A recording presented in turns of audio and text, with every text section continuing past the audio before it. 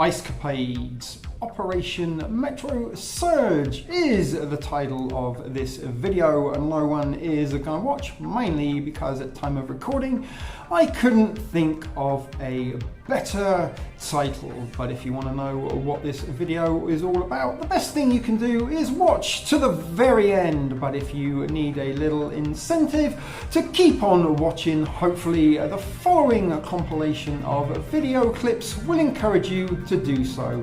But I highly doubt that it will. Run the clips. A 37-year-old Minneapolis man was shot and killed by ICE agents this morning. The incident comes over 2 weeks after an ICE agent shot and killed Renee Good. When officers arrived, they found a man with multiple gunshot wounds. He was transported to the hospital where he was later pronounced deceased. ICE officials say the man was in possession of a firearm, but Minnesota officials say the man had a valid gun permit and condemned the use of deadly force. In response, protesters took to the streets today demanding ICE leave Minnesota. This shooting comes one day after thousands protested ICE activities and roughly 8 weeks ago into Operation Metro Surge. This looks like a situation where an individual arrived at this scene to inflict maximum damage on individuals and to kill law enforcement. This looks like a situation where an individual wanted to do maximum damage and massacre law enforcement. During this operation, an individual approached U.S. Border Patrol agents with a 9mm semi-automatic handgun. The officers attempted to disarm this individual, but the armed suspect reacted violently. Fearing for his life and the lives and safety of fellow officers, a Border Patrol agent fired defensive shots. You cannot bring a firearm loaded with multiple magazines to any sort of protest that you want. It's that simple. You don't have that right to break the law and incite violence. Any gun owner knows that when you are carrying a weapon, when you are bearing arms and you are confronted by law enforcement, you are raising the assumption of risk. But city officials questioned that account and whether Preddy brandished a weapon at all.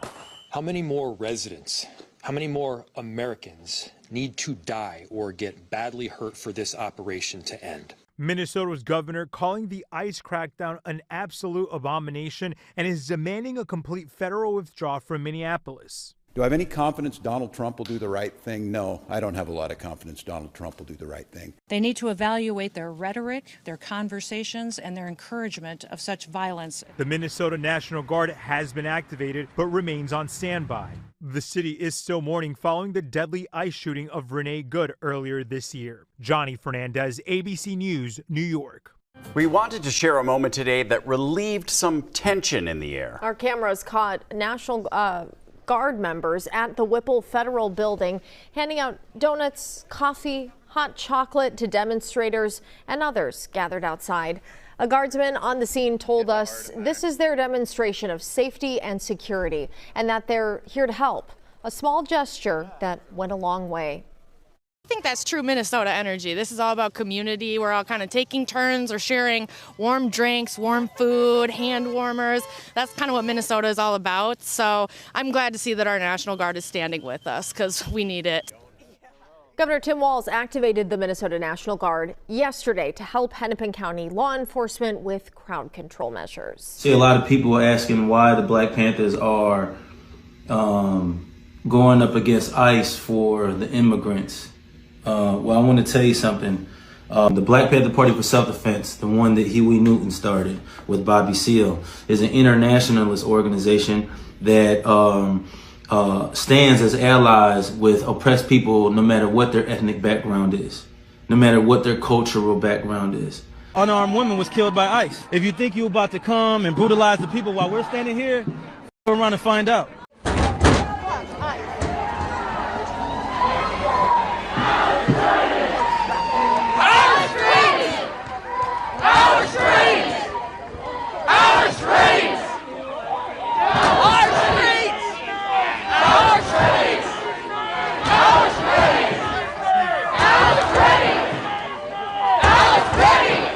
What started as a sign of resistance showing up as profile photos across platforms. I was having a very emotional day that day and decided that I needed to do something to mark the moment. Has now started showing up on skin. The image is called the rebel loon, Minnesota's state bird inside a symbol many will recognize. It spread like wildfire. Tattoo artists across the Twin Cities say they've been seeing it more and more. Oh my God, like this is iconic. This is so inspiring. I got chills the first time I saw it. For people like Jessica Haug, the design represents home and hope. Loons are graceful, beautiful. They're also powerful. So powerful it got Sean McCardell's attention. It's a unification of the two symbols. You've got the rebellion symbol that me, especially as a Gen X kid who actually saw Star Wars in 1977 when I was 5, it's a symbol I have grown up with.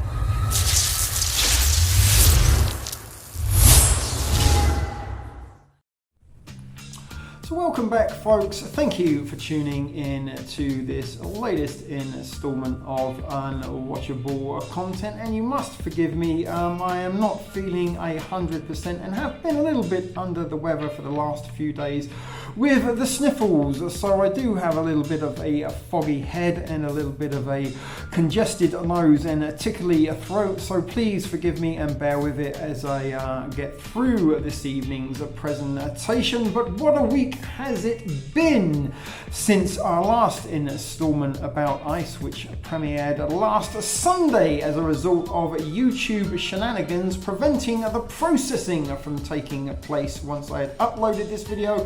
It then took a further 12 hours for the video to process, preventing it from being premiered last Saturday night. And of course, last Saturday there was another ICE incident that sparked an awful lot of angry reactions around the nation and the world that was watching, and the solution of the Insurrection Act is still looming. But it was a video ICE camera insurrection that was suggested upon that they are using actors, agent provocateurs, paid agitators to create problems that will lead to the desired reactions. And to help the desired reactions along a little bit, they are also adding additional actors and agent provocateurs, paid agitators to the streets of Minnesota, playing the part of protesters. So it's very, very, very suspicious to me that there was a delay in the processing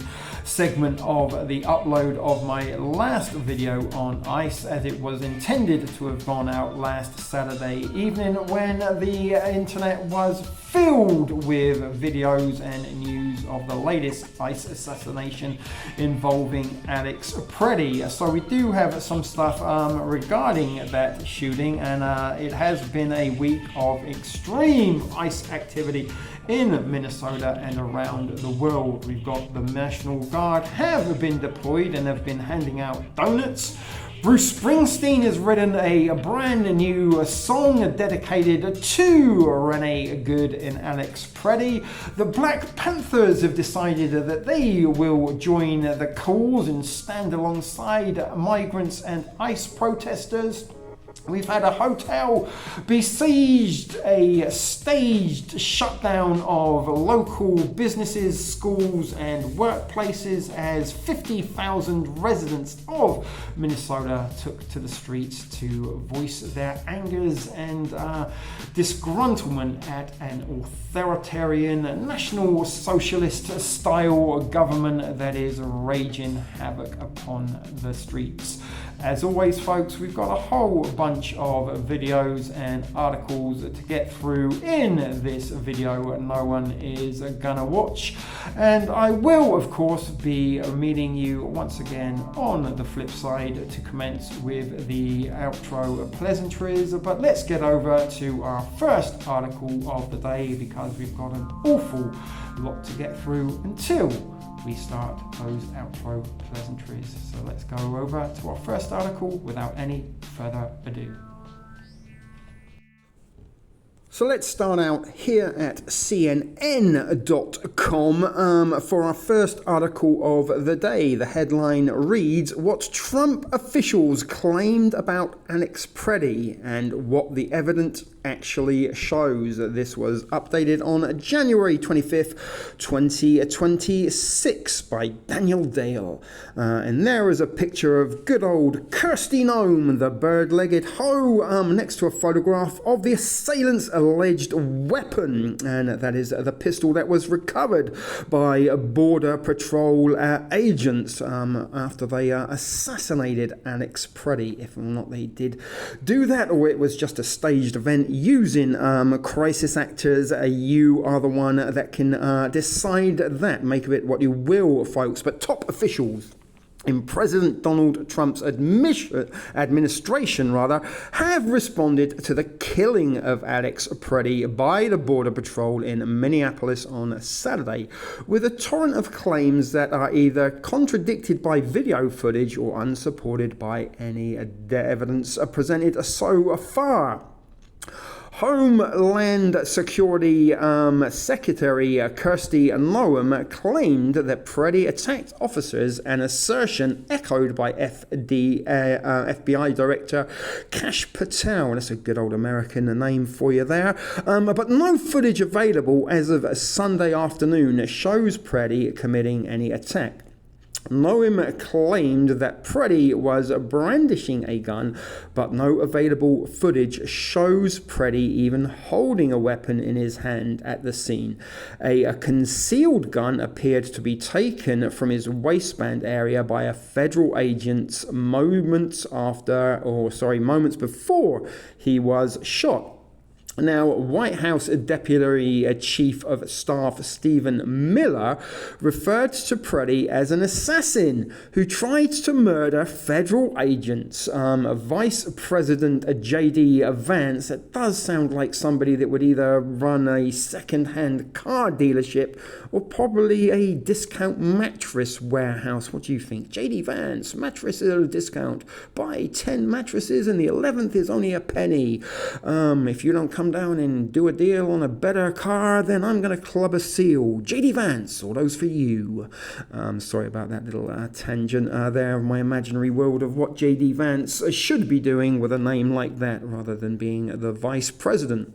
But he reposted this claim, and that Border Patrol Commander Gregory Bovino and the Department of Homeland Security in a social media post said it looks like Preddy wanted to do maximum damage and massacre law enforcement, but nobody has shown any evidence that Preddy sought to kill anyone, let alone perpetrate a massacre.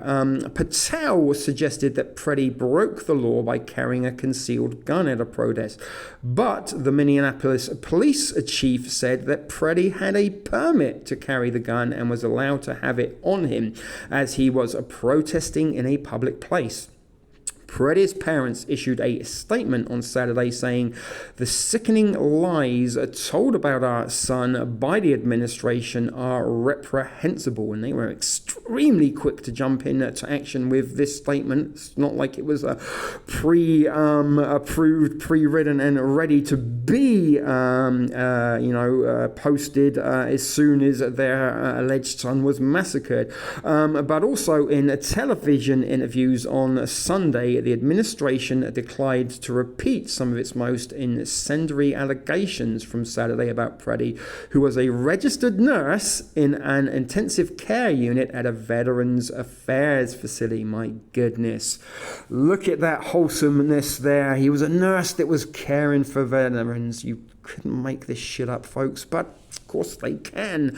And here is a look at how the Trump team's shifting rhetoric squares with what is known about Preddy and the circumstances around his death. The administration claimed that Preddy attacked officers, but videos don't show Preddy committing any attack. Noem told reporters Saturday that this individual impeded the law enforcement officers and then attacked them, repeating the phrase "attack them" a moment later for emphasis. When Patel was asked about the shooting in a Sunday interview on Fox News, he responded, "You do not get to attack law enforcement officials in this country without any repercussions." No video of the incident available as of Sunday afternoon showed Preddy attacking officers. Various footage shows him directing traffic at the site of an immigration enforcement operation, yelling at a federal agent who was interacting with other bystanders to not push them into the traffic, holding up a cell phone appearing to record agents, and stepping in front of an agent to intervene as the agent shoved a woman. Look at this guy, Preddy, what a hero. Saving women from draconian government agents and, working as a nurse, caring for veterans, licensed gun carrier. What didn't this guy do? But Preddy appeared to make a momentary contact with the agent with his right arm and left hand. The agent then sprayed him with a chemical irritant and dragged him to the ground. Other officers joined in the confrontation as Preddy appeared to resist, and one agent appeared to strike him repeatedly as he was on the ground. In a Sunday interview with CNN's Dana Bush, Bovino claimed that Preddy assaulted federal officers, but when Bash pressed Bovino to explain what moment in the video showed Preddy committing such an assault, Bovino would not provide any specifics.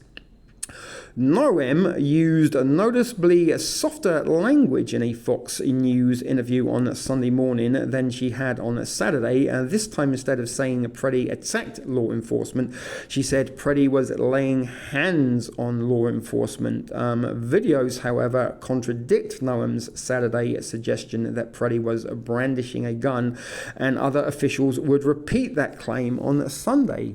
Noem claimed that Saturday that Preddy had a weapon on him and multiple dozens of rounds of ammunition, wishing to inflict harm on these officers, coming brandishing like that.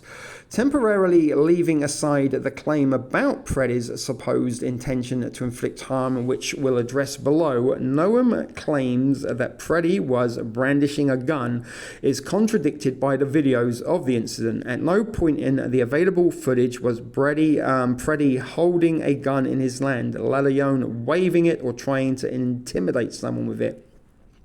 I don't have any evidence that I've seen that suggests that a weapon was brandished, was a quote from Minneapolis Police Chief Brian O'Hara, and he said that in a Sunday interview on CBS. Footage taken of Preddy walking around prior to the shooting showed him carrying a cell phone in one hand and nothing in the other. Subsequent footage appears to show a federal agent removing a gun from Preddy's waistband area when Preddy was on the ground just moments before being shot. Notably, administration officials would not repeat or defend Noem's brandishing claim in interviews on Sunday morning. When Patel was asked on Fox how Preddy was supposed to be using the gun to threaten Border Patrol, given that Preddy was only holding a phone, Patel did not explain, saying he would defer to DHS and the prosecutors because they are the ones investigating that case. Asked in an interview on NBC whether Preddy brandished a gun at any point, Deputy Attorney General Todd Blanche also declined to make a firm comment, saying there is obviously an investigation that is ongoing.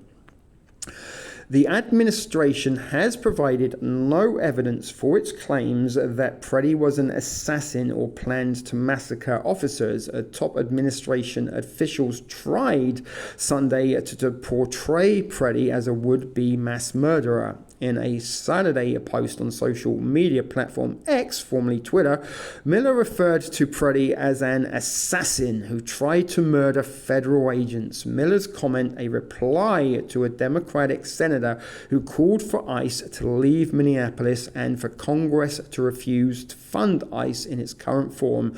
And this was reposted by Vance. There is a picture of Gregory Bovino with some of his federal agent buddies outside a convenience store on Wednesday, probably stopping in for some donuts or Slim Jims perhaps. But Bovino claimed to reporters this looks like a situation where an individual wanted to do maximum damage and massacre law enforcement. The Department of Homeland Security used the same language in a post on X, and Noem similarly told supporters this looks like a situation where an individual arrived at the scene to inflict maximum damage on individuals of individuals and to kill law enforcement. We all know, guys, that lies repeated often not enough and loudly enough will be accepted at some point as the truth. Maybe not by everybody, but by enough to possibly form an opinion about what is going on in here. And again, polarization is essential to any psychological operation, and blaming the others for the problems of the world does seem to direct by the true perpetrators of the problems. But back to the article. Nobody has presented evidence that Preddy was trying to assassinate anyone or commit a murder, let alone a mass killing. Preddy's father told the Associated Press that Preddy had been participating in protests of the administration's immigration actions since another Minneapolis protester, Rennie Good, was killed by ICE agent earlier in January. Martyrs for the cause, crisis actors playing the part of protesters who get assassinated. This is very Sandy Hook, if you ask me, folks. But what do I know? I'm just the bringer of unwatchable content and videos and nobody watches. But in Sunday interviews, none among Noam Patel, Blanche or Bovino repeated the administration's Saturday claims about Preddy's supposed intention to murder.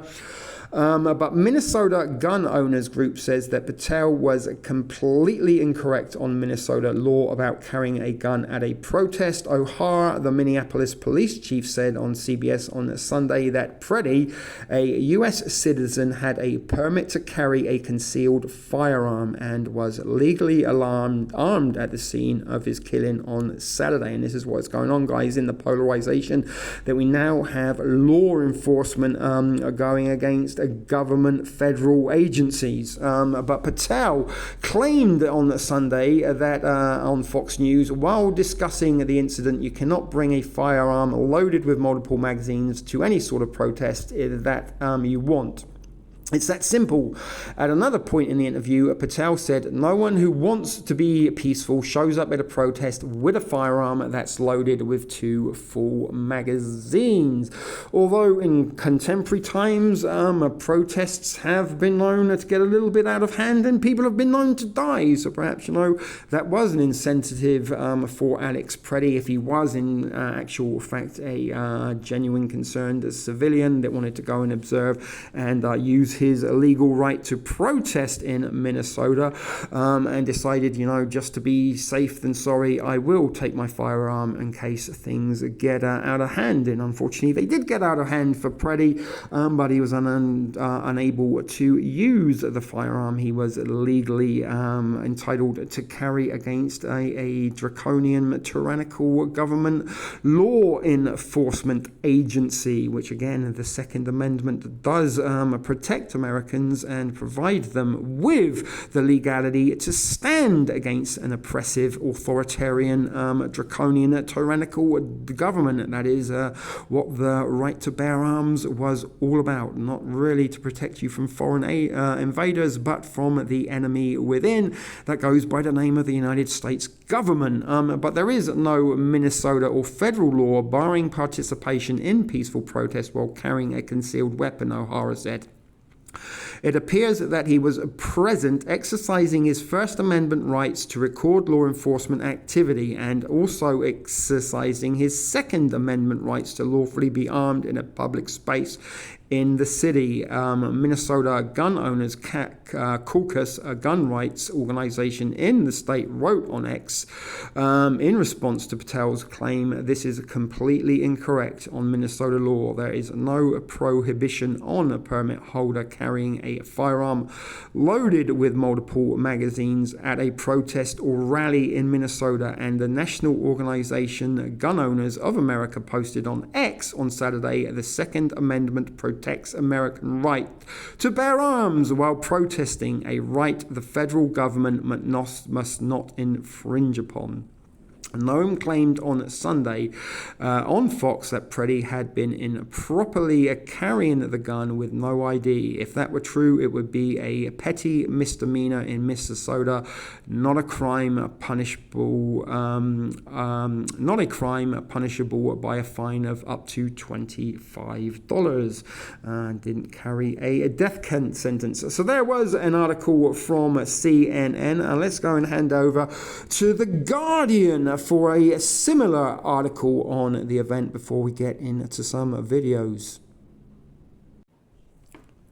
So as promised, here we are at The Guardian for an article that reads, Trump officials continue to push lies after fatal shooting of Alex Preddy. I was going to say, there is a picture of a good old Kirsty Noem.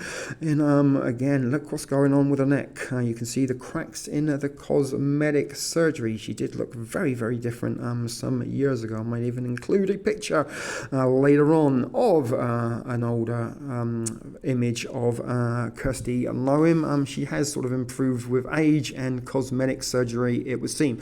But as we just read, Trump officials continue to push lies after fatal shooting of Alex Preddy, and this is by George Chiddy. In the moments after federal officers shot Minneapolis ICU nurse Alex Preddy dead, the Trump administration figures almost immediately made public statements in press conferences, and the fact that they almost immediately made public statements suggests strongly, to me at least, I don't know about you guys watching, you can always pipe up in the comments and let me know your thoughts and opinions, but you very rarely do.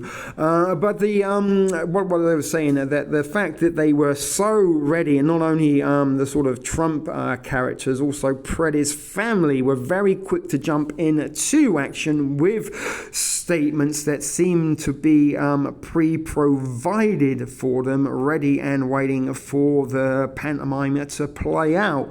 But they made these statements in press conferences, televised interviews, and social media posts. It was coordinated, it was calculated, it was carried out in a timely manner that were at best indifferent to the evidence available at the time, and worse, completely fabricated. A pattern is emerging which the Trump administration prioritizes the vilification of the dead victim as to blame for the incident over preserving the neutrality of any investigative process. In a statement sent to The Guardian around 12:30 p.m. Eastern Standard Time, Assistant Homeland Security Secretary Tricia McLaughlin sent a news release asserting that the officers attempted to disarm the suspect, but the armed suspect violently resisted and that an agent fired defensive shots. The statement went on about 2.5 hours after agents killed Preddy. A video from the event began circulating immediately. Again, it was ready and waiting to go to be circulated as soon as word broke, which showed half a dozen officers taking Preddy, who had a phone, not a gun, visibly in his hand, to the ground after spraying him with a chemical agent. From these assertions, Preddy's imputed intentions grew increasingly sinister in statements of public officials. At 1:39 Eastern Time, about 3.5 hours after agents killed Preddy, White House senior advisor Stephen Miller wrote on X, a would-be assassin tried to murder federal law enforcement and official Democrat account sides with the terrorists. The post referred to comments by a Democratic Party account calling for ICE to withdraw from Minneapolis. And again, guys, we sort of teased and suggested that this is leading to civil unrest, Insurrection Act, martial law at best, but let's not rule out this is leading up to a potential civil war. The reader note on X beneath Miller's statements reads, videos of the encounter show that the gun was never drawn. The weapon remains in the victim's holster until one agent removes it. After the victim is disarmed, a second agent shoots him repeatedly. An assassin tried to murder federal agents, and this is your response, Miller wrote 3 minutes later, responding to the call of Democratic Senator Chris Murphy to withhold funding from ICE. At that point, the scene of the incident in Minneapolis had not ever even been cleared. There is no evidence that Preddy attempted to lethally harm federal agents or had the intention to be an assassin, but is he being used as a patsy or a martyr? I certainly think so. At 12:14 p.m. Eastern Time, Border Patrol Commander Gregory Bovino assembled reporters to claim that Preddy had approached agents with a handgun intending to massacre law enforcement and had violently resisted before his men killed him. There is again a picture of Border Patrol Commander Greg Bovino, who looks on at a gas station during an immigration raid in Minneapolis on the 21st of January. Bovino said Preddy had interfered with the attempted arrest of Jose Herta Schumer, and that Herta Schumer's criminal history included domestic assault to intentionally inflict bodily harm, disorderly conduct, and driving without a valid license. Minnesota officials later disputed Bovino's assertion about Huerta Schumer, saying he had never been in custody based on the department's data records and court data and had committed no felonies in the state, nor was he currently under supervision from the state. See what's going on, guys? Government agency against government agency. A reporter then asked when exactly Preddy's gun came out. This situation is evolving, Bovino said. This is under investigation. Those facts will come to light. On Saturday afternoon, Homeland Security Secretary Kristi Noem held a press conference in which she declared definitively that the shooting of ICU nurse Alex Preddy hours earlier was justified. Fearing for his life and for the lives of his fellow officers around him, an agent fired defensive shots, she said. This looks like a situation where an individual arrived at the scene to inflict maximum damage on individuals and kill law enforcement. Noem said that the shooting would be investigated just like we do all other officer-involved shootings. When a reporter asked her if Preddy brandished a gun and at what point he had been disarmed, key questions that news organizations had begun to clarify with carefully examined video evidence at the time of the press conference. And again, it seems to me that the mainstream media were involved on this latest psyop, and they were having sort of people ready in the wings waiting to come over and provide expert examination on the scene. We are about to watch one of those videos and a few more very, very shortly. But at the time of the press conference, analysis from several videos indicated Preddy had been disarmed before being shot. This individual showed up to impede a law enforcement operation and assaulted officers, Noem replied. They responded accordingly to their training and took action to defend the officer's life and those of the public around them. This is a violent riot when you have someone showing up with weapons and are using them to assault law enforcement officers. No evidence, however, has emerged to suggest that Preddy used a weapon to assault anyone. It's nonsense and it is lies, said Minnesota Governor Tim Walz at a press conference about 6 hours after the shooting. I'm rejecting the rush to judgment within 15 minutes of this.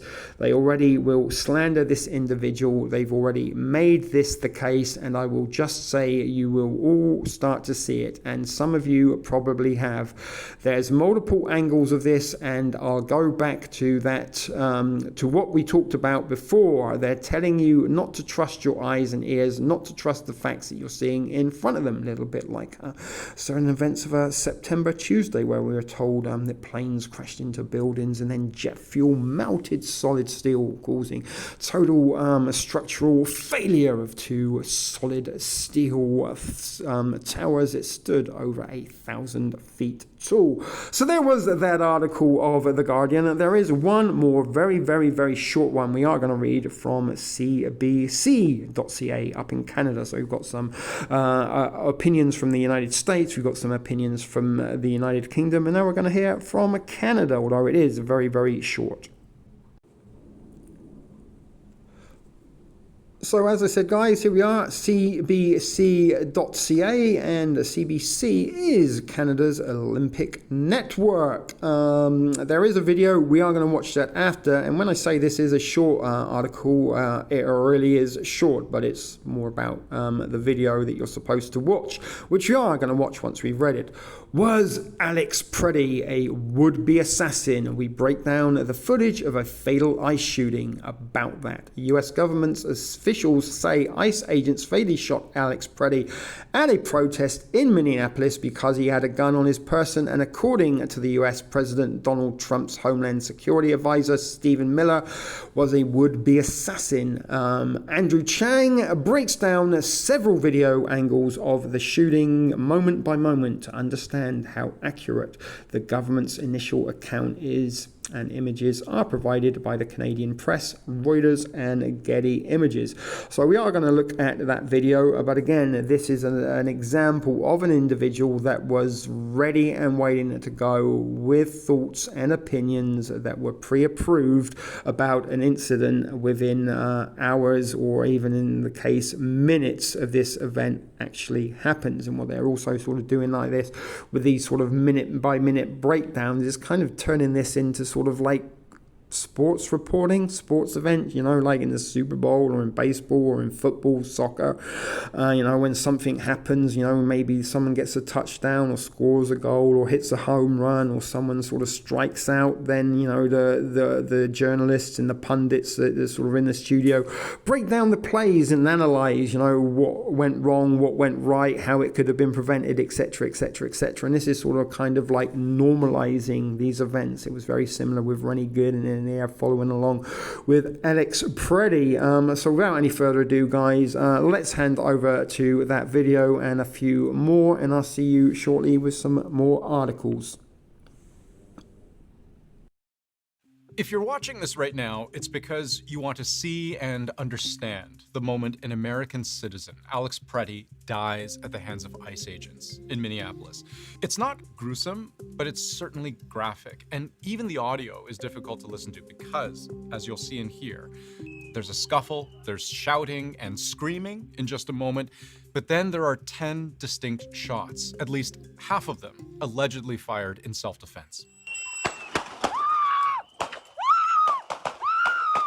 In Minneapolis, this is now the second such deadly shooting in about as many weeks. And as was the case with the first, federal officials seemed to immediately share a very precise, identical understanding of what happened, long before any formal investigation was carried out at all. This looks like a situation where an individual arrived at this scene to inflict maximum damage on individuals and to kill law enforcement. This looks like a situation where an individual wanted to do maximum damage and massacre law enforcement. Here's how else the Trump administration has described the man who was just shot dead. An assassin trying to murder, wishing to inflict harm, a domestic terrorist, impeding ICE officers, brandishing a weapon, someone who violently resisted, causing an armed struggle. How much of this is accurate?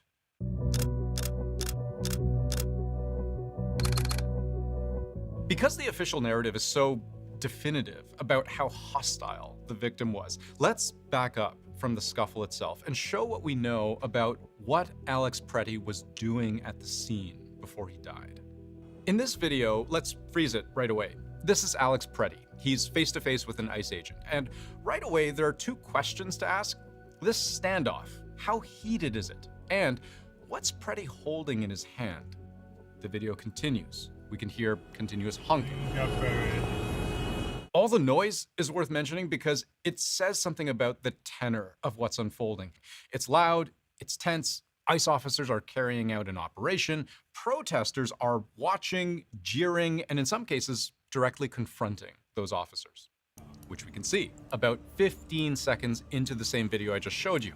The ICE officer has a hand on Pretty, pushing him away. Pretty takes a few steps back, but then takes one large step backwards to brace himself, to stop the push. It's at this point we can answer both questions we asked earlier. How heated is this confrontation? Well, now it's physical. We also get our clearest shot at what Pretty is holding in his hands. It's a smartphone. He's filming the moments leading up to his own death. Let's unpause the video. Let's go around. Pretty is forced back to the sidewalk. But following that altercation, Pretty is still at the scene and he's still filming. This is now about 55 seconds before Pretty dies. That's his arm coming into frame. And a second later, we'll see him walking into the middle of the street, trying to wave traffic through. These two here, they're important because the ICE agent they're filming is about to get very upset. Scrubbing forward to about 30 seconds before the moment Pretty is shot dead, the agent is approaching one of the women. What the is wrong with you? Then we see that same agent pushing the second woman hard enough to cause her to fall down. We can fill in some of the gaps from this other angle. Keep your eye on this part of your screen. You see the agent pushing the first woman, then pushing the second. Then we see him pushing the first woman again harder. We'll play that again.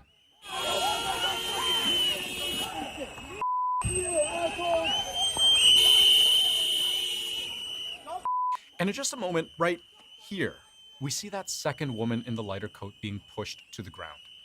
This is our clearest view of the moment things escalate from the use of force to the use of weapons, some kind of chemical spray. In both cases, it's this ICE agent who appears to make the first violent move. So here's where the federal narrative starts to unravel. During this operation, an individual approached U.S. Border Patrol agents with a 9mm semi-automatic handgun. Based on the videos I've seen from multiple angles, there is no way this is a fair recounting of what happened.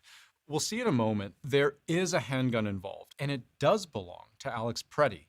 But not 1 second leading up to this point in the video evidence suggests the ICE agents even know Pretty is carrying a weapon. So let's keep watching up until the point they realize he is armed. We'll pick up where Pretty is helping one of the women, while the other gets pushed to the ground. Pretty immediately tries to put himself between them, and this is where he gets pepper sprayed. Again, I don't know exactly what chemical is used here. But what I can tell you is that other agents are about to get involved. At least 1, 2, 3 other agents begin walking towards Pretty. Within just a few seconds, 3 more approach as well. They're running over. And in all, I count at least 8 who eventually descend on Pretty, wrestling him to the ground. This part is hard to watch because it's clear from various moments in the video, like here, for example, about 9 seconds away now from Pretty's death, he doesn't appear to be attacking anyone at all, which raises serious questions about how Homeland Security describes what we're seeing. The officers attempted to disarm this individual, but the armed suspect reacted violently. Both of Pretty's hands are visible here. He's protecting his head, and he's being pinned down by several people. At one point, this agent is even swinging his can of spray at Pretty's head. But let's move now to 6 seconds before Pretty's death. It's here we get our best understanding of how things escalate from a simple arrest to 10 shots fired at point-blank range. You're going to hear a whistle blowing, then listen as best you can to what the ICE agents are shouting.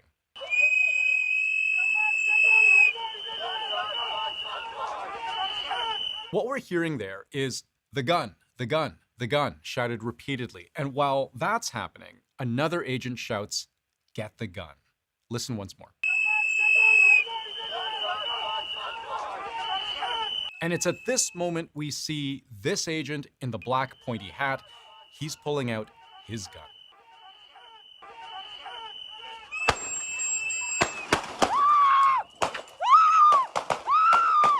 So here's what both sides seem to agree on, that by all accounts, Pretty was carrying a gun at the time. Donald Trump posted this picture online. "This is the gunman's gun," he wrote. The slide pulled back, a black magazine placed for this photo to the gun's left, and towards the back of the gun, a 6-hour accessory of some kind. based on the way it's bolted to the slide, possibly a red dot sight for aiming. The local police were asked about Preddy and said two things. He had no criminal record, and he was legally authorized to carry that gun. The only interaction that we are aware of with law enforcement has been for traffic tickets, and we believe he is a lawful gun owner with a permit to carry. But here's where timing and the chaos of the melee matter. What some of those ICE agents may or may not have known is that at the moment they shot him dead, Preddy was reportedly unarmed. A split second before the first shot is fired, this ICE agent has actually managed to take what appears to be Preddy's handgun off his person. And from this angle, across the street, we see something else. At least 5 shots appear to be fired while Preddy is already completely motionless on the ground. At this point, it doesn't really feel like self-defense anymore. And that's supported by the fact that the US Border Patrol chief seemed to count only half the shots fired as strictly defensive shots. Fearing for his life and the lives and safety of fellow officers, a Border Patrol agent fired defensive shots. The remaining 5 that we hear in the video, he leaves unmentioned. As a federal agent, you have to be able to articulate that the individual you're shooting your weapon at is a threat to light or serious bodily injury to yourself or others. One other thing I've seen pointed out in various analyses of the video. After the first 5 shots, we see this one ICE agent clapping, 2 hard claps. Then he turns away quite calmly. Nothing in his movements suggests he perceives any immediate threat at all, and he barely reacts otherwise to the fact that his colleagues have just shot a man dead.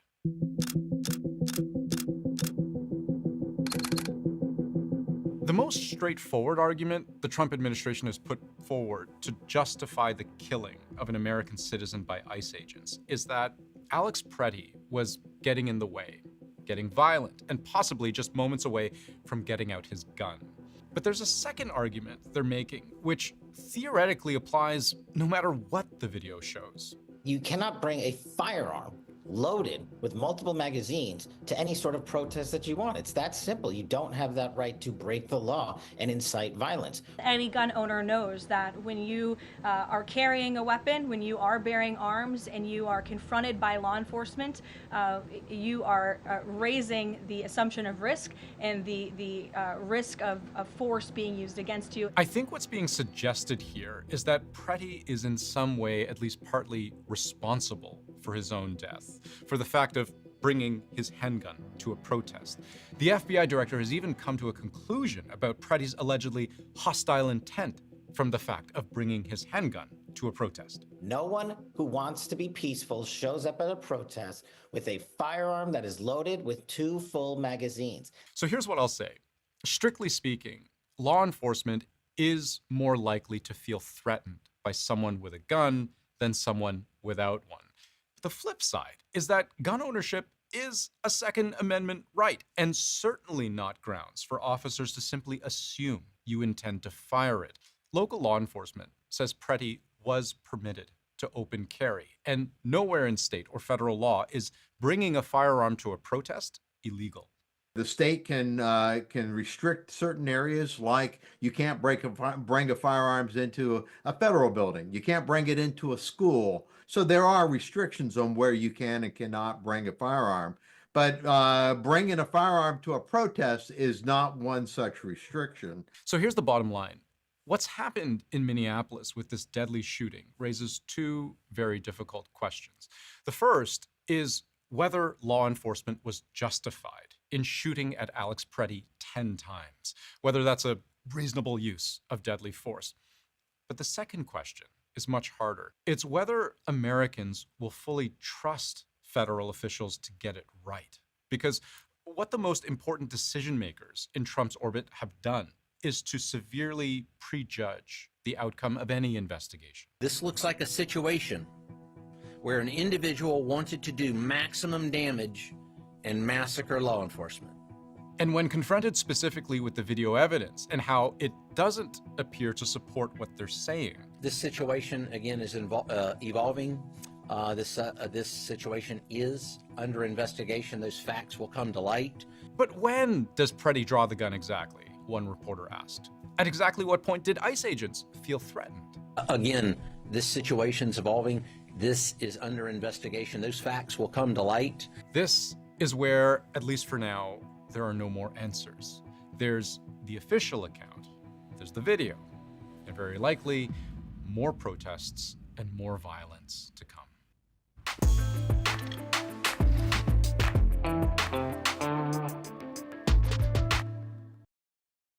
New details in the killing of 37-year-old ICU nurse Alex Preddy by federal agents in Minneapolis. ABC News obtaining a report sent from the Department of Homeland Security to Congress notifying lawmakers that a preliminary review of the body camera footage worn by federal agents involved has been conducted. It's the first time the agency has acknowledged critical facts, notably that 2 firearms were discharged during the incident. Honestly! The report stating in part that during the physical struggle, a Border Patrol agent yelled, "He's got a gun," multiple times. You can faintly hear it said in this graphic video. The report going on to say approximately 5 seconds later, a Border Patrol agent discharged his Glock 19, and a Border Patrol agent also discharged his Glock 47 at Preddy. Oh my God! The 2 federal officers seen here pointing their guns at Preddy. Preddy's firearm, which he had a legal permit to carry, was removed from its holster by an officer before some 10 shots were fired, killing him. At no point in the DHS report does it say Preddy attempted to reach for his weapon, as officials had initially claimed in the hours after the shooting. Did I think I was going to be filming a murder? No. An assassination? No. Overnight, CNN speaking with Stella Carlson, a critical witness who captured Preddy's last moments alive. I mean, I watched him die. I remember him arching his back and his head rolling back, and it was so fast moving, but not for me. Like, when they left, when they fled, which now I see, that after the shooting, they decided to just scatter and save themselves. This, as President Trump now says he wants an honest investigation, while saying Preddy, who had a legal right to carry, quote, shouldn't have been carrying a gun. And on his first day in charge of the federal operation here, Border Czar Tom Homan meeting with Minneapolis Mayor Jacob Frey and Minnesota Governor Tim Walz. Homan sharing in a post on X, "While we don't agree on everything, these meetings were a productive starting point." But tensions remain high. This video showing what appears to be federal agents attempting to enter the Ecuadorian consulate in Minneapolis, which is illegal under international law without permission. And steps away from a growing memorial, mourners gathered all day and night to pay respects to Alex Preddy. I asked if they feel a shift could happen. Do you think it might be an inflection point? God, I hope so. I feel like a lot of people have this strong fear that we're a test city, and I hope they realize it's a failure. Now, in a statement, DHS saying they provide this report to Congress, quote, to promote transparency, and that it does not, quote, convey any definitive conclusion or investigative findings. Meanwhile, our viewers will remember this little boy who ICE took custody of last week after arresting his father in their driveway. Both father and son were eventually transferred to a family detention center in Texas. And now, Michael, a judge barring their deportation until the legal process plays out. All right, Matt, thank you so much for all of that. I'm sure everyone will remember every bit of it.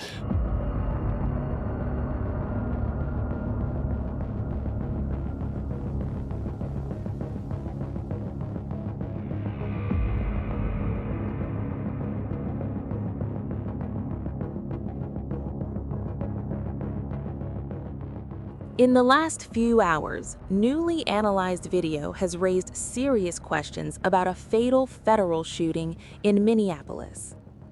Footage reviewed by CNN appears to show something critical happening seconds before gunfire erupts. According to a CNN video analysis, a federal immigration officer may have removed a gun from 37-year-old Alex Preddy just moments before officers fatally shot him. That detail now sits at the center of growing scrutiny. Bystander video shows a chaotic scene. Multiple federal agents are on top of Preddy, struggling to restrain him on a Minneapolis street.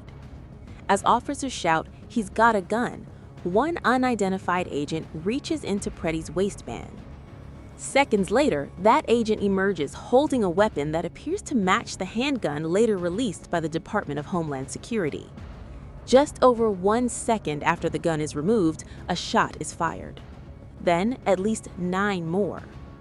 Video shows Preddy lying prone on the ground as gunfire continues. At no point in any footage reviewed by CNN is Preddy seen holding or wielding a weapon. Earlier, he is clearly seen holding only a cell phone. What happened before the shooting?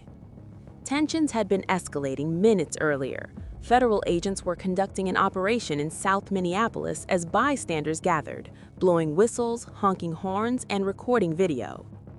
Preddy, an ICU nurse at a Minneapolis VA hospital, is seen directing traffic and recording officers. He yells, "Do not push them into the traffic." Moments later, an agent pushes a woman to the ground. Preddy steps in between. He's pepper sprayed, forced to his knees, and dragged to the ground as more agents swarm. One officer appears to strike him while he's restrained. Another, wearing a gray jacket, reaches into the pile of officers and retrieves the gun, then walks away from the scene. Aftermath and questions. Nearly a minute after the shooting, as Preddy lies motionless, an officer asks, "Where's the gun?" The agent responds, "I got the gun." Who fired first remains unclear. The Department of Homeland Security says officers feared their lives and fired defensively. DHS also released a photo of the recovered handgun and claimed Preddy posed a deadly threat. Did the 37-year-old who had a license to carry, did he brandish a gun? And at what point did law enforcement retrieve the gun and also the magazines from him? Can you offer clarity on where This those individual were found? showed up to impede a law enforcement operation and assaulted our officers. They responded according to their training. But Minneapolis Police Chief Brian O'Hara said Preddy was believed to be a lawful gun owner with a permit to carry. Former Police Commissioner Charles Ramsey, after reviewing the videos, said this does not appear to be a justified shooting. He's prone on the sidewalk, and they're still firing rounds into him. Ramsey is now calling for an independent investigation, warning that early political defenses of the officers could undermine accountability. As new video continues to surface, the central question remains: if the gun was already removed, why did the shooting continue? Welcome back. Tensions are flaring in the US after a second citizen was shot dead by federal agents in Minneapolis. For more, we are joined by former Boston Police Chief Ed Davies. Ed, thanks for your time today. Now, this comes, of course, less than 3 weeks after Renee Good was killed. What are you hearing about this shooting? Well, there's a lot of consternation around it. There have been constant streams of various angles of video and major statements from some of the leaders of the country that don't seem to comport with what we're seeing on the video. So it's a matter of much difficulty right now in the country. What can you confirm, having a look at it from outside and pretty close up to it as well, about the details of it? What is true? What is fact? Well, from what I can see, the victim of the shooting was standing in the roadway videotaping the actions of the federal agents. And at one point in time, the agents told the woman to leave. She wasn't moving fast enough, so they pushed her to the ground. And in my review of it, it appears as though the young man attempted to assist her, and then he became the target of the agents, who began to first pepper spray him and then push him to the ground. And then the difficulty comes about when one of the officers yelled "gun." Apparently, the victim of the shooting was a licensed firearms holder and had a gun in his possession, but didn't appear to wield it or pull it out. But when they said "gun," everybody reacted with fatal force, unfortunately. It just seems almost like an overreaction when you look at it. I mean, we've all seen the vision, right? This man's on the floor being overpowered by several ICE agents, and there are multiple shots fired. I mean, was that kind of force necessary? In a word, no. Urban trained police officers run into these situations all the time. That's a bit of a scrum. They happen from time to time. We try to train officers not to let that happen and just have 2, maybe 3 people control the suspect that's being uncooperative. But when 6 people get involved in it, and it becomes chaos. And frankly, you can't shoot someone because they have a gun. They have to be a threat to you, and it didn't appear to be any threat there at all. So what's the fallout now? What happens to these ICE agents? Well, normally there would be an investigation by the federal and state authorities, just like after a plane crash. I mean, when a plane goes down, we investigate it so that we can fix it and make it better. And that's usually what happens in these situations, is an investigation. There might be charges brought if the activity was particularly egregious. But it's a little different right now because the administration has already pronounced that these officers were heroes and they did the right thing even before the facts were on the table. So it's unclear as to whether the state can do their own investigation. It doesn't appear as though the federal government has any interest in reviewing this situation. It just feels like an absolute powder keg. Yeah. I mean, you come from the policing side of things. It must be also, there must be scenes of great tension, I would imagine, between ICE and local law enforcement officers. How do you keep control of the streets? Where does the jurisdiction start and end?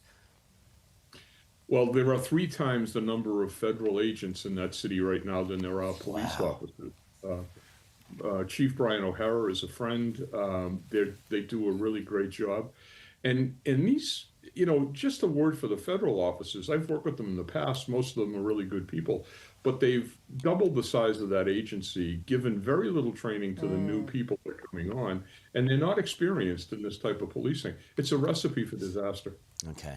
All the while they're being asked to leave but not going. All right, Ed, thank you so much for joining us and your insight this morning. Appreciate it.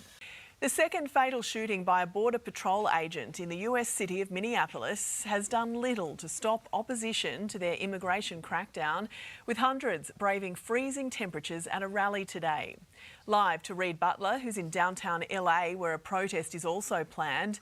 Good morning to you, Reed. Federal authorities insist the victim in this case was at fault.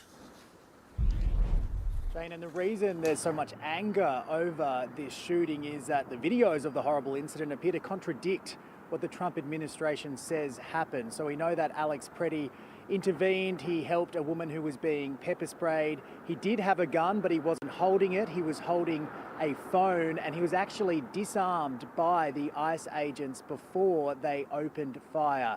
Despite that, though, Trump's team says he posed a major threat. He wanted to inflict maximum damage, and they've called him a domestic terrorist. Preddy's parents say that those are sickening lies. They've highlighted his work as a ICU nurse at a military veterans hospital in Minneapolis. And we've just heard from the governor, Tim Walz, from Minnesota. He's spoken a little bit about that. Have a look at that. And to have the most powerful man in the world drag their dead son with absolutely no evidence and gaslight the entire country, this is enough. And I would say, President Trump, you can end this today. Yeah, we have some vision of Minneapolis now. You can see big crowds gathering. It is minus 16 degrees there right now. Despite that, a big crowd. We're also expecting huge numbers here outside the ICE offices in Los Angeles later today. Much warmer here, Jane, so we're thinking there'll be very big crowds, a lot of anger on the streets. Okay, Reed, take care. Thank you. Next up, we are at thewashingtonpost.com to read an article that the headline reads, ICE buys warehouses for mass detention network, rattling locals. At this point in time, I would like to remind the viewers of my video nobody watched titled Migrant Solutions 2 years ago, where I pointed out There was a whole network and system and protocols ready and waiting for ICE facilities. And here we are reading an article from the Washington Post about the Trump administration buying more warehouses for detention facilities. But one industrial building the federal government plans to overhaul into an immigrant detention center in Roxbury, New Jersey, and night at the Roxbury, draws groundwater from a small town that uses nearly all of its daily limit. Another proposed detention site is a warehouse in Oklahoma City that would hold up to 1,500 people, a little more than a mile from an elementary school and a Pentecostal church. A third location, previously an auto parts distribution center in Chester, New York, became so unbearably hot during the summer months that two people who used to work there said it was akin to being stuck inside an aluminum shed, or aluminium, depending on what side of the pond you are as to the pronunciation of that word. But those are a few logistical and humanitarian concerns raised by residents and local officials in some 23 towns where U.S. Immigration and Custom Enforcement plans to convert industrial buildings into detention centers that combined would hold up to 80,000 people. ICE has offered few details about its plan since the Washington Post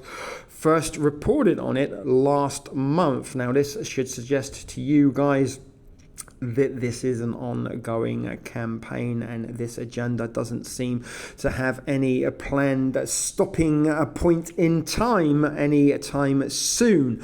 But as specific sites have surfaced in news reports, people in those communities have taken steps to block the projects. I am not sure that this is the type of detention that is humane, Quinton Lucas, the mayor of Kansas City, Missouri, said in an interview about plans to transform a warehouse there into an ICE facility that could hold up to 7,500 people. On January the 15th, the same day that local news photographers documented ICE officials inspecting the building, the city council passed a 5-year ban on all non-municipal detention facilities. ICE expects to hold between 1,500 and 10,000 detainees in each of these 23 warehouses at a time, according to documents and interviews, but some experts have warned that it will be difficult to bring the industrial buildings up to federal standards for detention facilities in the short time before ICE plans to begin housing them in. So as I say, guys, this seems to be something that is going to happen. They are planning and are concerned that they're not going to be ready in time, although I don't suppose that will prevent ICE from detaining immigrants in facilities that are not really up to standard and are considered inhumane. But the expansion of ICE's detention system would help fulfill President Donald Trump's goal of deporting millions of people by creating a hub and spoke model capable of booking migrants into processing centers for a few weeks and then transporting them to large-scale facilities there where they would await deportation or elimination. Tricia McLaughlin, an assistant security at the Department of Homeland Security, declined to answer questions about specific properties or whether they can be converted to meet standards, but said the agency has new funding to expand the detention space to keep these criminals off of American streets before they are removed for good from our communities. Removed for good. I mean, that seems very, very final to there. Maybe a final solution for these migrants, because, you know, sometimes they do get deported and come back. I do know that firsthand, as I was once a ICE detainee over 10 years ago now, and there is a very revolving door system where some sort of deportees get dropped off at the Mexican border, and before the bus that dropped them off is turned around to make its way back to the United States, Those deportees are already in the United States, but it should not come as news that ICE will be making arrests in the states across the US and is actively working to expand detention space, McLaughlin said in a statement. The DHS has bought 2 warehouses this month, one in Williamsport, Maryland for $102 million taxpayers dollars and another one in Surprise, Arizona, surprise, surprise, for $70 million taxpayers dollars. Deed records shows in recent weeks, ICE officials have also begun notifying warehouse owners and local officials in several other cities of their interest in specific properties. Located in areas zoned for industrial uses near interstates and airports, maybe railway lines, most of the buildings under consideration are currently vacant shells, little more than walls, a thick concrete floor and ceiling supported by dozens of internal beams, according to promotional materials and commercial real estate databases. Last month, a DHS official wrote to Oklahoma City's planning department of its intent to purchase, occupy, and rehabilitate a 26.8 acre warehouses property into an ICE processing center. The agency said renovations may include the construction of holding spaces, offices, visitor areas, cafeterias, bathrooms, and medical units, according to the letter, which was first reported by the Oklahoman. On Thursday, following pushback from residents, Oklahoma City Mayor David Holt said in a Facebook post that he had spoken with the building's owner, who told him they are no longer in talks to sell the building to the government, the federal government. There are some images of that facility. It does look very sinister, to say the least. But the DHS also wrote to planners in Hanover County, Virginia, about plans to purchase and overhaul a 552.587 square foot facility in Ashland, according to a copy of the letter provided to the Post and other media. The warehouse was recently built on the site of a former cattle farm 15 miles north of Richmond. Following the publication of this story on Friday, Jim Pattison Developments, the Canadian company that owns the Ashland warehouse, said in a statement that the transaction will not be proceeding and provided no other detail. The company's representatives did not immediately respond to a request for a comment. Earlier this month, television cameras filmed David Venturella, an ICE senior advisor, leaving a 439.945 square foot building in Orlando. As part of a review of the building, he described the local television station WFTV as exploratory. Orlando officials told the Post that the federal government has not contacted them about the plan. In Williamsport, a town with a population of just 2,000, just outside Hagerstown, Maryland, community members found out about plans for a detention center only after ICE purchased an 825.622 square foot building there. The federal government is not required to get local approval as other developers might, because the U.S. Constitution generally exempts it from local laws when it's carrying out a federal duty. Local leaders in Maryland say that the DHS notified them 2 days before the purchase in a January 14th letter to the county planning department that describes some of the agency's proposed changes to the property, according to a county press release. Planning a detention facility behind closed doors is not governance, it's intimidation, Republican April McLean Delaney said, who is a Democrat, I believe, in the press release on Tuesday, that the purchase was first reported by Project Saltbox, a Baltimore newsletter. Virginia Mungovan, a spokeswoman for the city of Surprise, Arizona, said that the city was not notified before the DHS's purchase of a 418.400 square foot newly constructed warehouse in the suburb northwest of Phoenix. The transaction was first reported Thursday by AZ Central.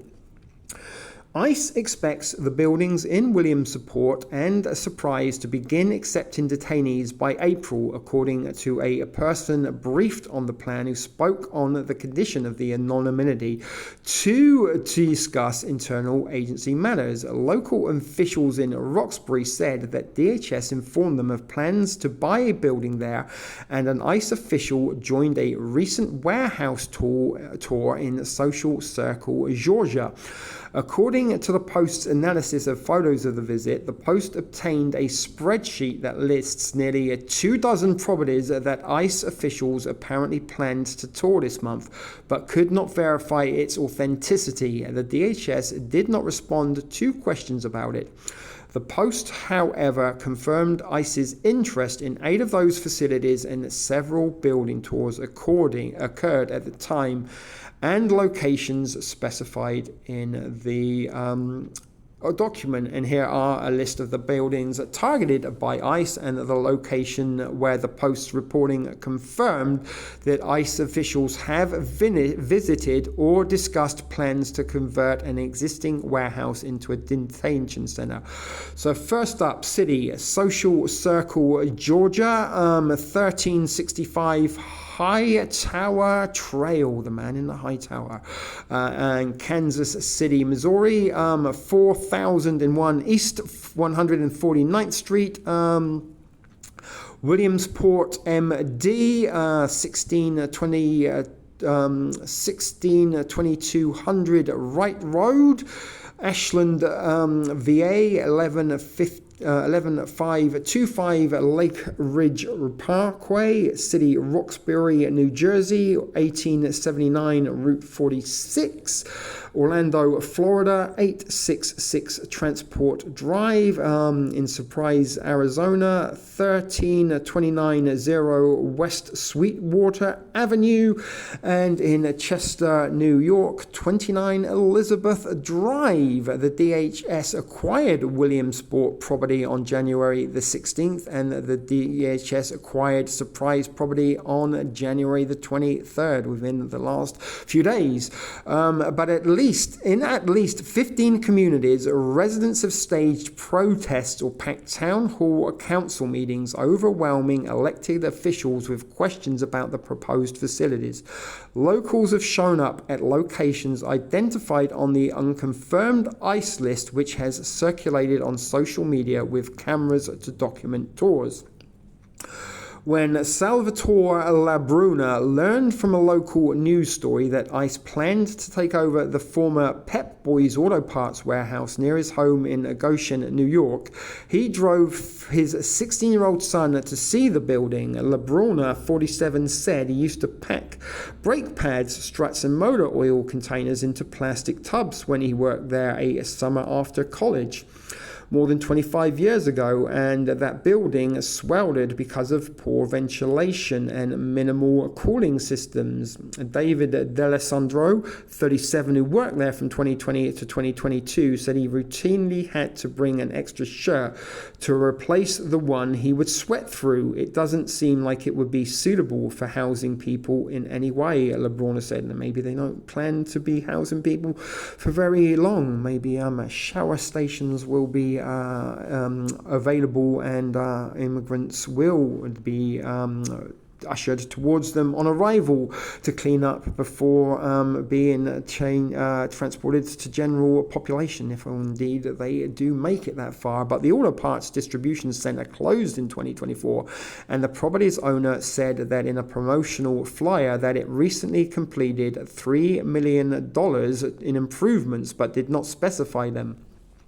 The owner did not respond to requests for a comment. Some state and local officials have begun girding for battles over proposed detention centres, saying they would overwhelm local infrastructure, violate zoning laws, and potentially threaten the safety of their communities. Because the auto parts warehouse is in a floodplain, DHS was required to file a public notice that it intended to buy and rehabilitate the building. The county government responded with a legal objection, saying that the plan would violate zoning, deprive the community of tax revenue, and overwhelm its sewage system. Lucas, the Kansas City mayor, said he is prepared to defend the city's new mortuarium against legal challenges, comparing it to a previous ordinance banning landfills. The property, built with $80 million in incentives from the Kansas City Port Authority, is advertised by the Port Authority as having tax advantages for stored goods and access to Class 1 freight rail services from the Canadian Pacific, Kansas City Southern. Interesting stuff. Railway tracks and detention centres. Auschwitz comes to mind. Detention centre that also had railway tracks that led to it. But ICE's plan, envisioned in a December draft of a solicitation document previously reported by the Post, calls for an expansive overhaul of the 23 properties by adding housing units, kitchens, dining areas, medical care rooms and pharmacies, bathrooms, religious service rooms, mail rooms, phone systems, law libraries with internet access, attorney meeting rooms, and indoor and outdoor recreation areas with basketball hoops and exercise equipment, just like the Nazis. Excellent facilities for their detainees. Despite the need for extensive upgrades, ICE expects the facilities to begin accepting detainees within 30 to 60 days after final design approval and construction start, according to the solicitation document. Meeting federal standards for immigrant detention, which were not written envisioning the use of large opening warehouses, could be costly and challenging for some of the buildings. ICE is targeting, said Eunice Cho, an attorney who advocates for immigrant detainees at the American Civil Liberties Union National Prison Project. For example, the standards require specialized rooms with negative pressure ventilation to treat people suspected of having tuberculosis. Rehabbing a warehouse to ensure sufficient airborne infection isolation may be difficult, Cho said. Maybe they're going to use infectious diseases to ethnically cleanse the migrants rather than gas chambers. But that's going old school to the ways the Brits used to do it when they were colonizing Africa. Officials in the city, as included the Social Circle and the Roxbury, have raised concerns about the lack of water to adequately supply the planned facilities given their size. If water is not available from a community source, a state laboratory would have to test samples to comply with portable waterable standards, the federal standards say. The ICE contractors operating ICE's makeshift tent encampment in Florida Everglades deliver drinking water to the site in 2,000-gallon and 6,000-gallon tanker trucks, according to a state planning document. ICE already struggles to uphold standards at some existing facilities. Surprise, surprise. In September, its own inspectors found 60 violations of federal standards at Camp East, Montana, a series of large tents erected on a patch of desert in El Paso. In the span of a few months, the facility is now the country's largest ICE detention center with 3,800 detainees. Most owners of the 23 buildings on the list did not respond to the Post's inquiries or declined to comment on any discussions with the agency. Terry Anderson, co-president and co-founder of Kansas City warehouse owner Platform Ventures, said he had completed negotiations to sell its 9,000 a very big building, square-footed building, and that the company does not question prospective buyers on their intent after close, and we will not engage in public conversations involving speculation over future users. PNK Group, the company that owns the Georgia property, a newly built 1 million square foot warehouse, said it had heard from several interested buyers and that any future use of a property following sale is determined solely by the purchaser. ICE has faced local opposition in places where it operates detention centers, including during prior administrations, but few towns have successfully stopped their development. Courts have frequently sided with the federal government's authority to circumvent local laws when it can argue that those ordinances obstruct its ability to carry out federal policy, said Rick Tsu, a law professor at the University of North Carolina. Seeing the building in Chester, New York again, recently talking about it with his son, LaBruna said that the structure now feels like a symbol of how Trump's immigration crackdown could soon be shaking up his normally quiet town in the Hudson Valley. It definitely makes it feel very close to home, he said, and that does conclude that very interesting article from the Washington Post that ICE is in the process of snapping up 23 extremely large industrial warehouses and properties for the intention of transforming them into detention centers. So let's go and listen to some more ICEscapades in another article. So our next article comes from Politico.com, and it's an exclusive that reads, Minneapolis police restaurant manager challenge Vance's account of protesters mobbing ICE officers. A Minneapolis police sergeant and the manager of a local restaurant say that the vice president's post on January the 19th confrontation is not actually what transpired. The DHS says the post is accurate. There's a photograph there. Federal agents return to their car after a patrol in Frogtown neighborhood in St. Paul, Minnesota on January 16th. January 16th would be 116. Turn the 6 upside down, folks. Vice President J.D. Vance relayed a crazy story on X about protesters mobbing immigration and border patrol officers at a Minneapolis restaurant following the Alex Preddy's killing.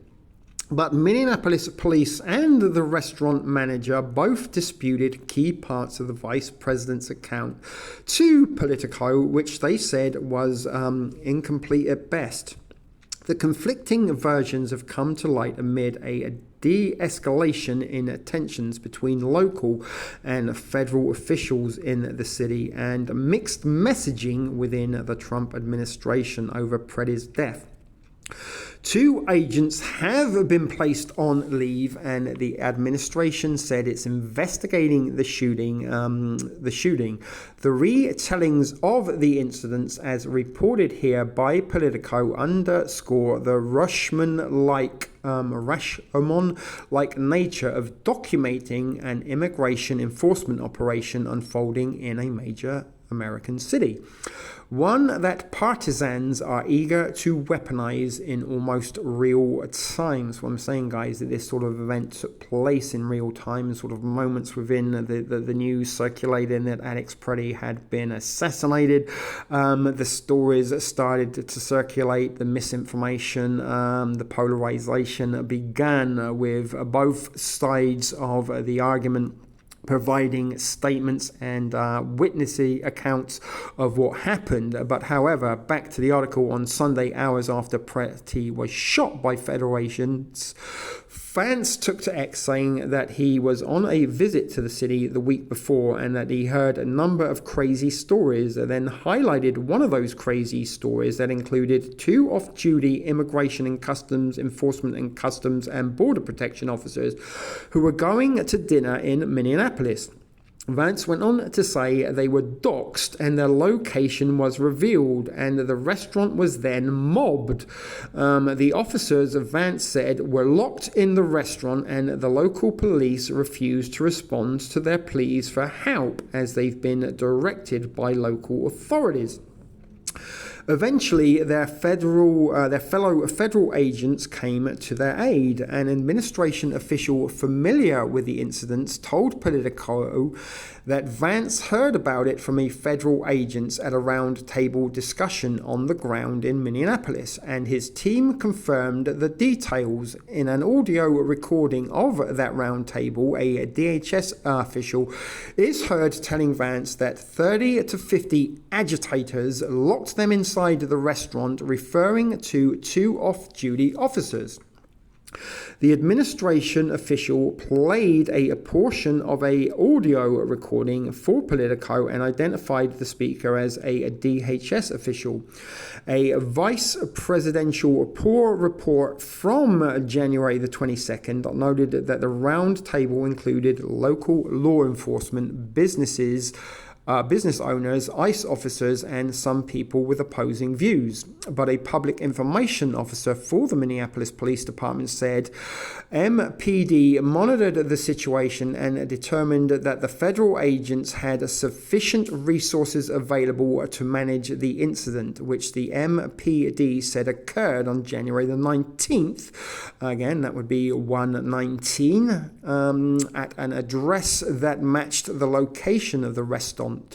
The Bar India Grill and Bar in the southwest corner of the city. Imagine immigrant ICE agents eating immigrant food. You'd imagine they'd be going for some all-American meatloaf and mashed potatoes or cheeseburgers and fries rather than foreign food. But nonetheless, the records include that the 2 individuals and their assisting federal resources were able to leave the area within approximately 15 minutes of the initial 911 call.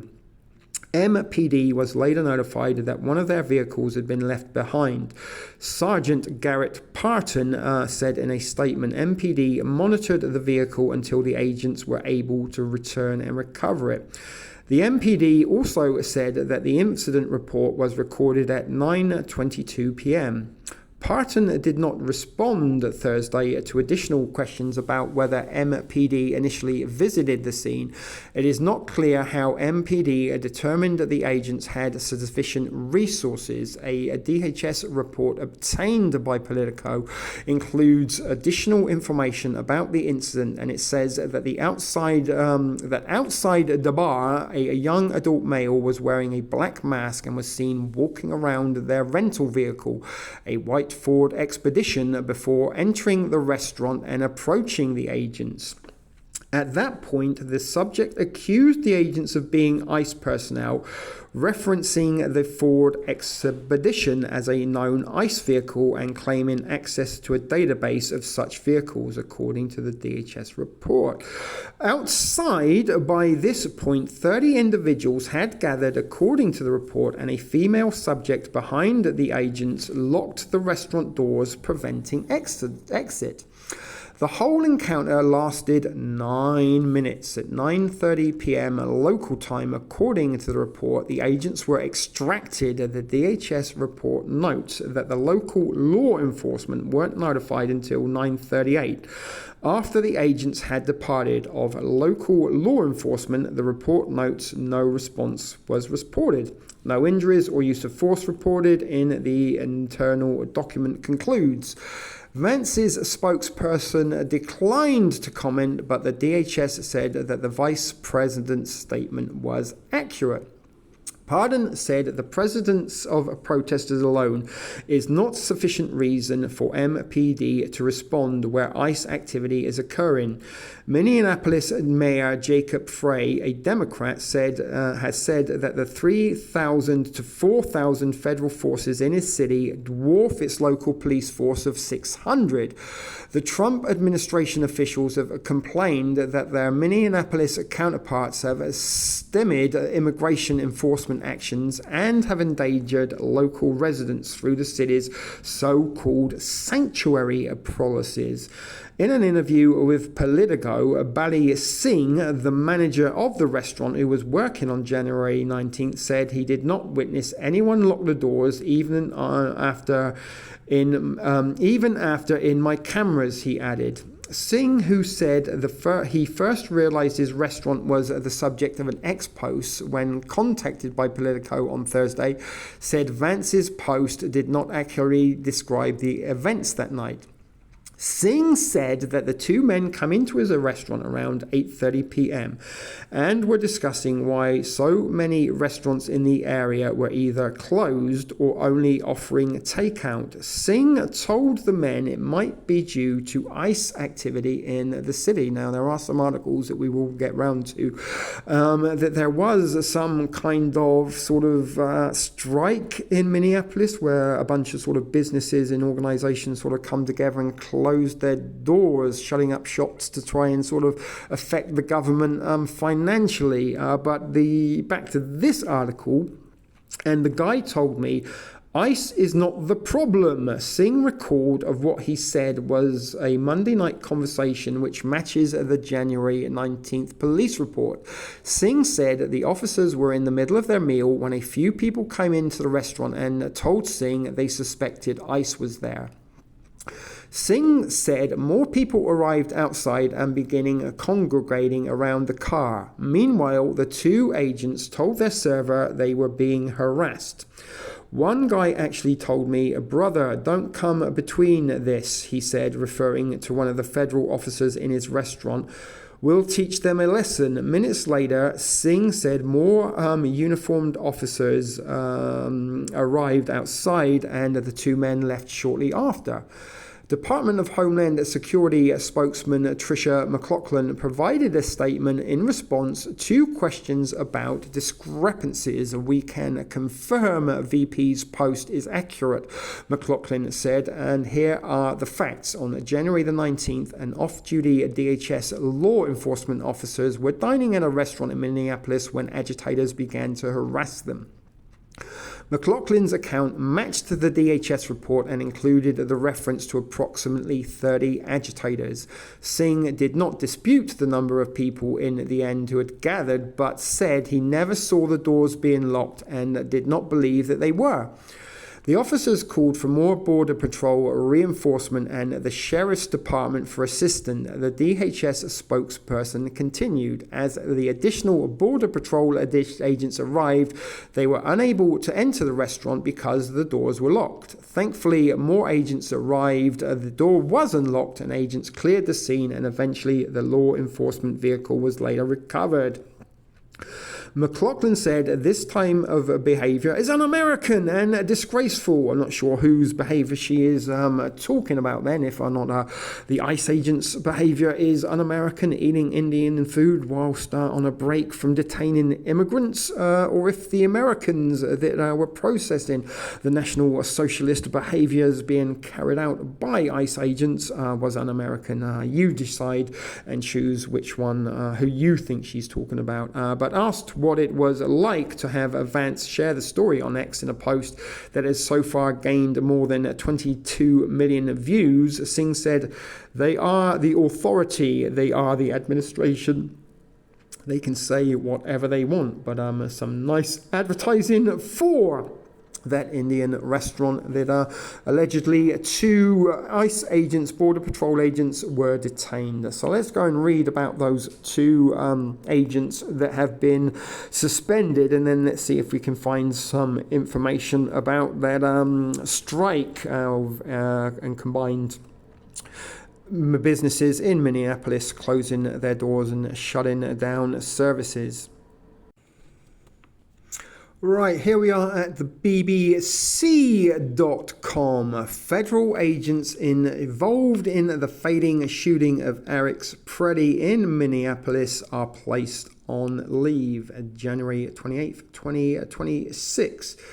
What are we doing here? Summary. Let's look.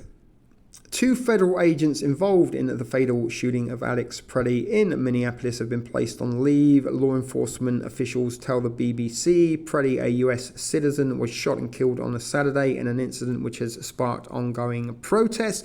Meanwhile, US President Donald Trump warns Minneapolis Mayor Jacob Frey is playing with fire and ice, after Frey said Minneapolis does not and will not enforce federal immigration laws. Responding to Trump's post on social media, Frey says the job of our police is to keep people safe, not enforce Fed immigration laws. Trump's comments come after Minnesota Congresswoman Ilhan Omar was attacked at an event she was hosting on a Tuesday when an audience member used a syringe to spray an unknown liquid at her. Omar, a Democrat who has frequently clashed with the Trump administration over its immigration policies, was not hurt and continued to speak.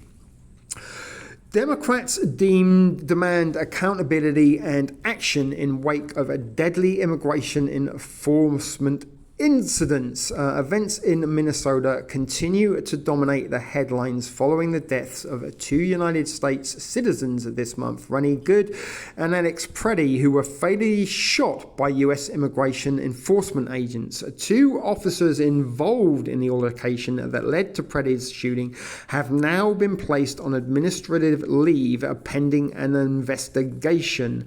Border Czar Tom Homan arrived in Minneapolis on Wednesday to run immigration and enforcement operations after the departure of Greg Bovino, who was commanding Border Patrol agents before the death of Preddy. Make of that what you will, changing personnel. Maybe one person is sort of failing, or maybe they're bringing in someone a little bit more draconian, who knows. But United States Attorney General Pam Bondi had also arrived in the city on Wednesday, announcing that 16 people have been arrested, charged with allegedly assaulting federal officers and impeding on federal immigration enforcement. Meanwhile, a federal judge in Minneapolis ordered the government to release all refugees who have been arrested by immigration agents while awaiting their permanent residency documents. In a strong-worded ruling, Judge John Tunheim said refugees are not committing crimes on our streets, nor did they illegally cross the border, adding that the United States had been a haven of individual liberties. We abandon that ideal when we subject our neighbours to fear and chaos, he said. He ordered that refugees are taken out of Minnesota and be returned to the state. Opposition to the Trump administration's policies has not been confirmed to Minnesota. In Texas, however, clashes erupted between protesters and state and federal officers outside a detention facility where some of those detained in Minnesota had been taken. Democrats in Congress are demanding immediate reforms to immigration enforcement and for the removal of Homeland Security Secretary Kristi Noem. They plan to press ahead with impeachment proceedings against Noem if she doesn't resign or isn't sacked by Trump. The fallout from the government's handling of Good and Preddy's killings has also added to the possibility of a federal shutdown, as key Democrats have signaled they will not support a new spending packages that increases funding for ICE. Republicans manage Minnesota backlash with eyes on midterm elections. A press release sent out on behalf of the Trump-endorsed Pennsylvania Republican congressional candidate Marty Young that calls for de-escalation in Minnesota is a reminder that November's midterm elections are just around the corner and are having an impact. Public safety cannot be improvised, Young said in a statement. What is urgently needed is a de-escalation from all parties, federal, state, local, and community leaders to reset the conditions, reassess protocols, and ensure operations are conducted properly and professionally moving forward. In the initial aftermath, after federal agents fatally shot Alex Preddy, key figures in the Trump administration quickly jumped to the agent's defense, pushing the blame towards Preddy, but growing public outcry and a flood of damaging video evidence from the incident has shifted political winds. Not only has the White House swapped on the ground immigration leadership in Minnesota, but an increasing number of Republicans are becoming openly critical. Republican Senator Jerry Moran of Kansas wrote on X, "I am deeply troubled by the shootings in Minneapolis involving federal agents." Republican Congressman Thomas Massey of Kentucky said, "Carrying a firearm is not a death sentence," in reference to the gun agents retrieved from Preddy before he was shot. Texas Republican Congressman Michael McCall said he was troubled by the events that have unfolded.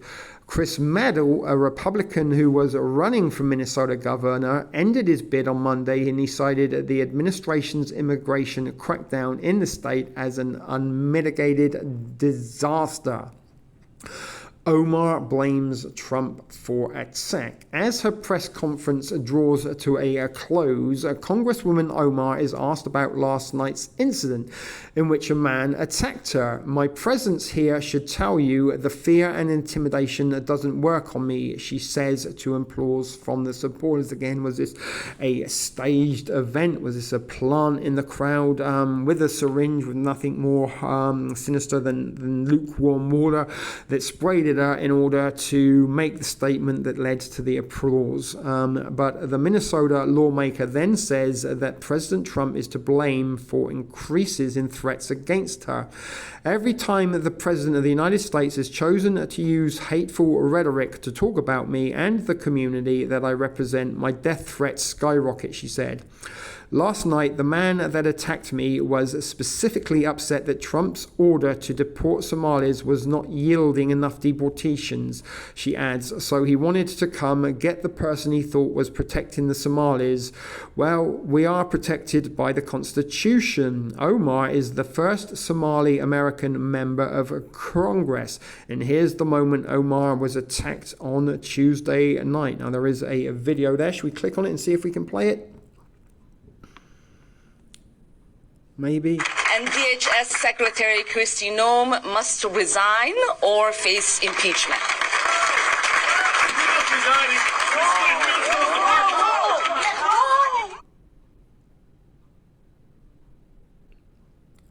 Yeah, that doesn't look staged at all to me, so let's not watch any more of that. If you want to come and look at that a little bit more, you can do, but yeah, that looks very, very pantomime to me. 1911, 28th of January.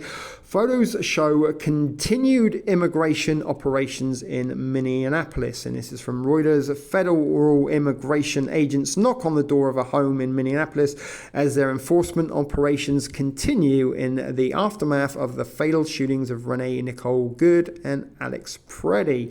There are pictures of detainees boarding a deportation flight at Minneapolis-St. Paul International Airport on the 28th of January.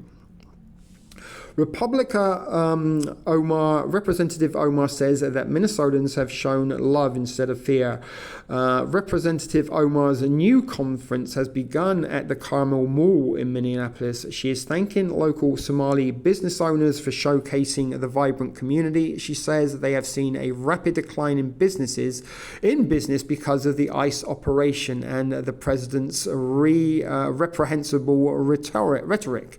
She goes on to say that constitutional rights are being trampled in the Trump administration's operations in Minneapolis. And Omar says that Trump's immigration agenda is not about law enforcement, but about making people feel they do not belong. But Minnesotans have shown love instead of fear. She paid tribute to Renee Good and Alex Preddy and says that their deaths were avoidable. No immigration enforcement agent should ever be allowed to act as the judge, jury, and executioner on our street, she said. Judge Dredd acted as judge, jury, and executioner in the fictional sci-fi story from 2000 AD, and has also been made into several films and movies over the decades. But Omar made no mention of an attempt to attack her on Tuesday night at a town hall. Omar is joined by Congresswoman Ayanna Pressley from Massachusetts, and she is repeating calls by Democrats for Homeland Security Secretary Kristi Noem to be impeached, and growing calls for the abolishment of ICE.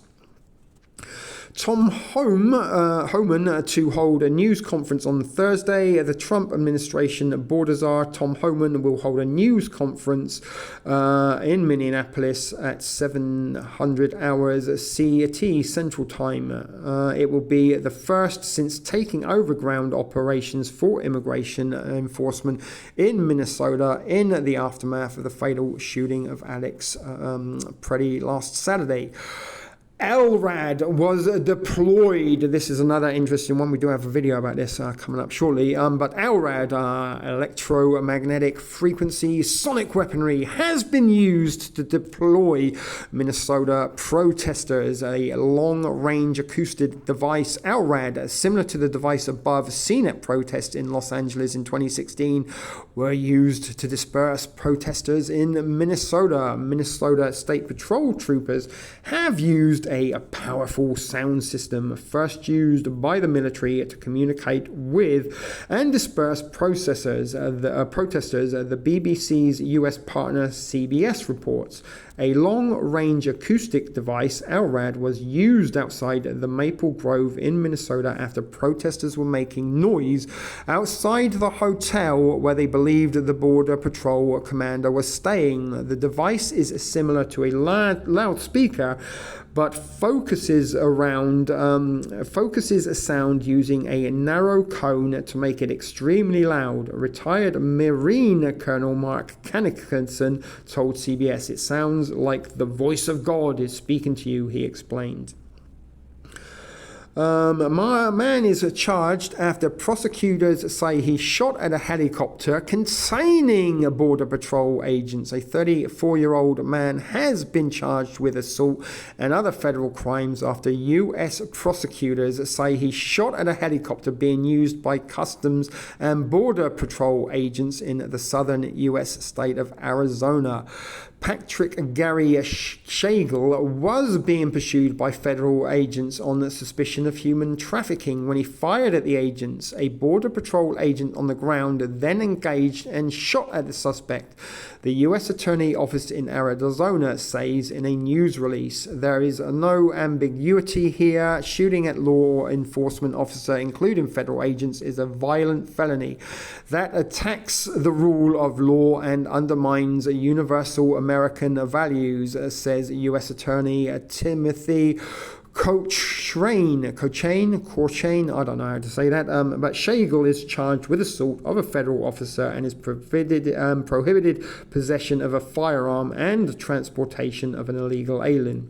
Having reviewed court documents, it is not immediately clear if Schagel has a lawyer representing him. This woman holds another press conference there. We're going to skip past 10 Texas Congress members visit a 5-year-old detained from Minnesota. That's right, and they have detained a 5-year-old in the last week. Representatives Joaquin Castro and Yasmin Crockett, both Texas Democrats, are visiting 5-year-old Liam Ramos and his father Adrian Alexander Conejao Araris at the Texas Detention Center where they are being held. ICE officers detained the father and son in an immigration operation in Minneapolis last week, and the Department of Homeland Security says his dad is an undocumented immigrant. "I demand the release and told him how much his family, his school, and our country loves him, and he is praying for him," Castro wrote on social media alongside a photo of the preschooler asleep in his father's arms. Crockett also posted about the visit on social media, writing, "My heart absolutely breaks for Liam, his family, and every person being wrongfully detained. We assured them that we are doing everything in our power to reunite them with their families and that those responsible for this cruelty will be held accountable," Crockett continued. Community organizations marched to the detention facility today to protest federal immigration operations happening in Minnesota and around the country. Crockett is also speaking to a crowd gathered outside. Protesters and law enforcement clash outside Texas ICE facility. Footage shows protesters have clashed with federal agents and state troopers outside a family migrant detention center in south central Texas, according to video from U.S. media. Community organizers, union leader, and faith leaders from across Texas marched to the facility after holding a vigil nearby to amplify the voices and protests of children and families held in the detention against their will. The organizers said in a press release, "We gather because our conscience demands it." From inside the detention center, children and parents are chanting "Libertad," freedom now, the organizers said. The detention facility is currently holding a 5-year-old boy and his father who were detained and taken from Minneapolis last week. Critics of ICE accused officers of kidnapping the child and using him as bait to lure out his father. The Department of Homeland Security said ICE did not target the child but was conducting an operation against his father and an illegal alien who abandoned his son when approached. Outside of the Texas facility, a clip from CNN shows officers holding a line against protesters, and one officer can be seen throwing something into the crowd, after which a thump is heard and a smoke device also appears to go off in the crowd as protesters continue to yelling, blowing whistles, and honking. Let's have a little look at that video if it plays quickly.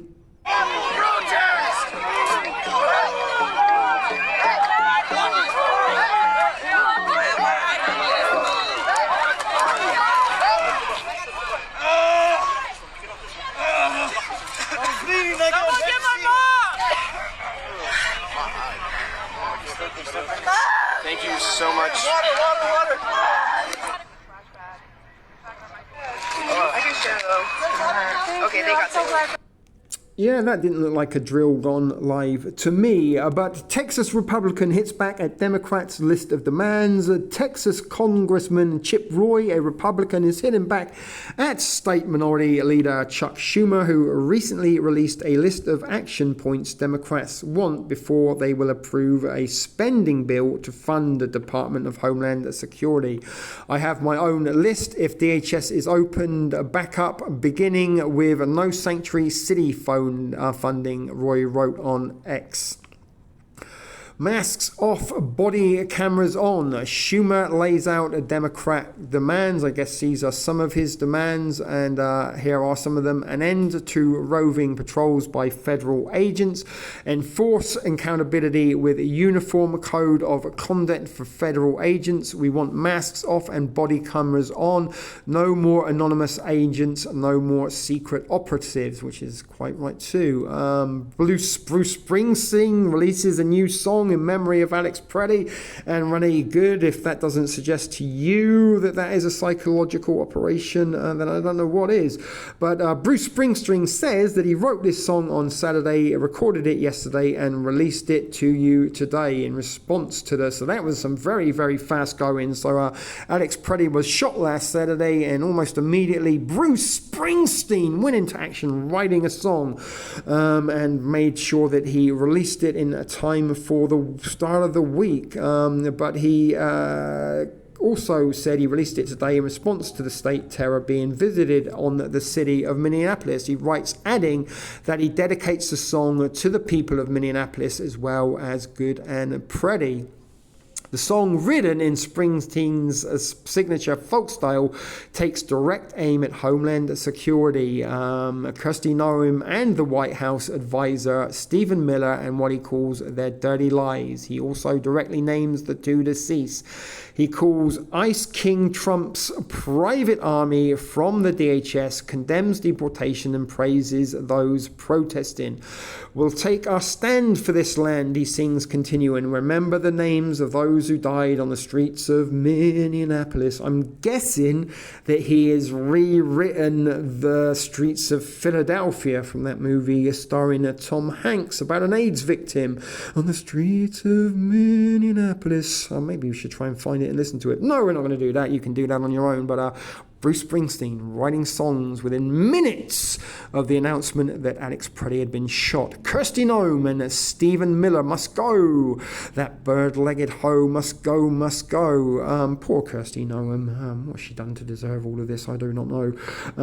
Maybe they got some dirt on her and put her into this position to sort of pay off debts, perhaps. But the most powerful Democrat in the United States Senate is ratcheting up pressure to oust both Homeland Security Secretary Kristi Noem and one of Donald Trump's closest advisors, Stephen Miller, who doesn't have a band, by the way, the lead White House officials on the president's massive immigration crackdown. In a series of lunchtime posts online, Senate Minority Leader Chuck Schumer also pressed Trump to pull ICE agents out of Minnesota. It's outrageous that Kristi Noem still has a job in the administration after federal agents murdered 2 American citizens in just 2 weeks, Schumer said, referring to the fatal shootings of Renee Good and Alex Preddy. Noem is incompetent and she must go. That beau, that hoe, she's got to go. And her boss, Stephen Miller, must be removed as well. Schumer warned that a spending package to prevent another federal shutdown would be at risk without charges to immigration enforcement operations. Federal shutdown is very, very interesting. Remember that, guys. We're going to be going to an anagram generator shortly, but not before we've watched some videos, because we've been reading for quite some time, and this is a very long article. But let me be clear. Until ICE is properly reined and overhauled, the DHS funding bill won't have the votes to pass the Senate, he said. On Minnesota, Schumer said that while Trump has called for de-escalation, he has not followed up with any meaningful action. And we're not going to read any more of this article. As I said, it is very, very long, although I did want to get to this one. Possibility of government shutdown looms as lawmakers balk at funding ICE, because this is interesting. Senators return to Capitol Hill this week looking to resolve disagreements over funding for the Department of Homeland Security as they work to avoid partial government shutdown. A funding package has already passed the House of Representatives and now needs to be passed by Friday to avoid being funds cut off from many critical agencies. Only a few Democrats approved the packages in the House, with most protesting the inclusion of money for DHS once Alex Preddy was shot and killed by DHS agents in Minnesota. This weekend, almost all Democrats in the Senate said they would refuse to vote for the legislation. The most powerful Democrat in the Senate, Minority Leader Chuck Schumer, wrote on X, the DHS bill is woefully inadequate to rein in the abuses of ICE. I will vote no. And we're not going to go on any longer than we need to. But that was a very, what was that about the U.S. Attorney? It seems to sort of just add, as you scroll down, it just seems to be adding more and more stories.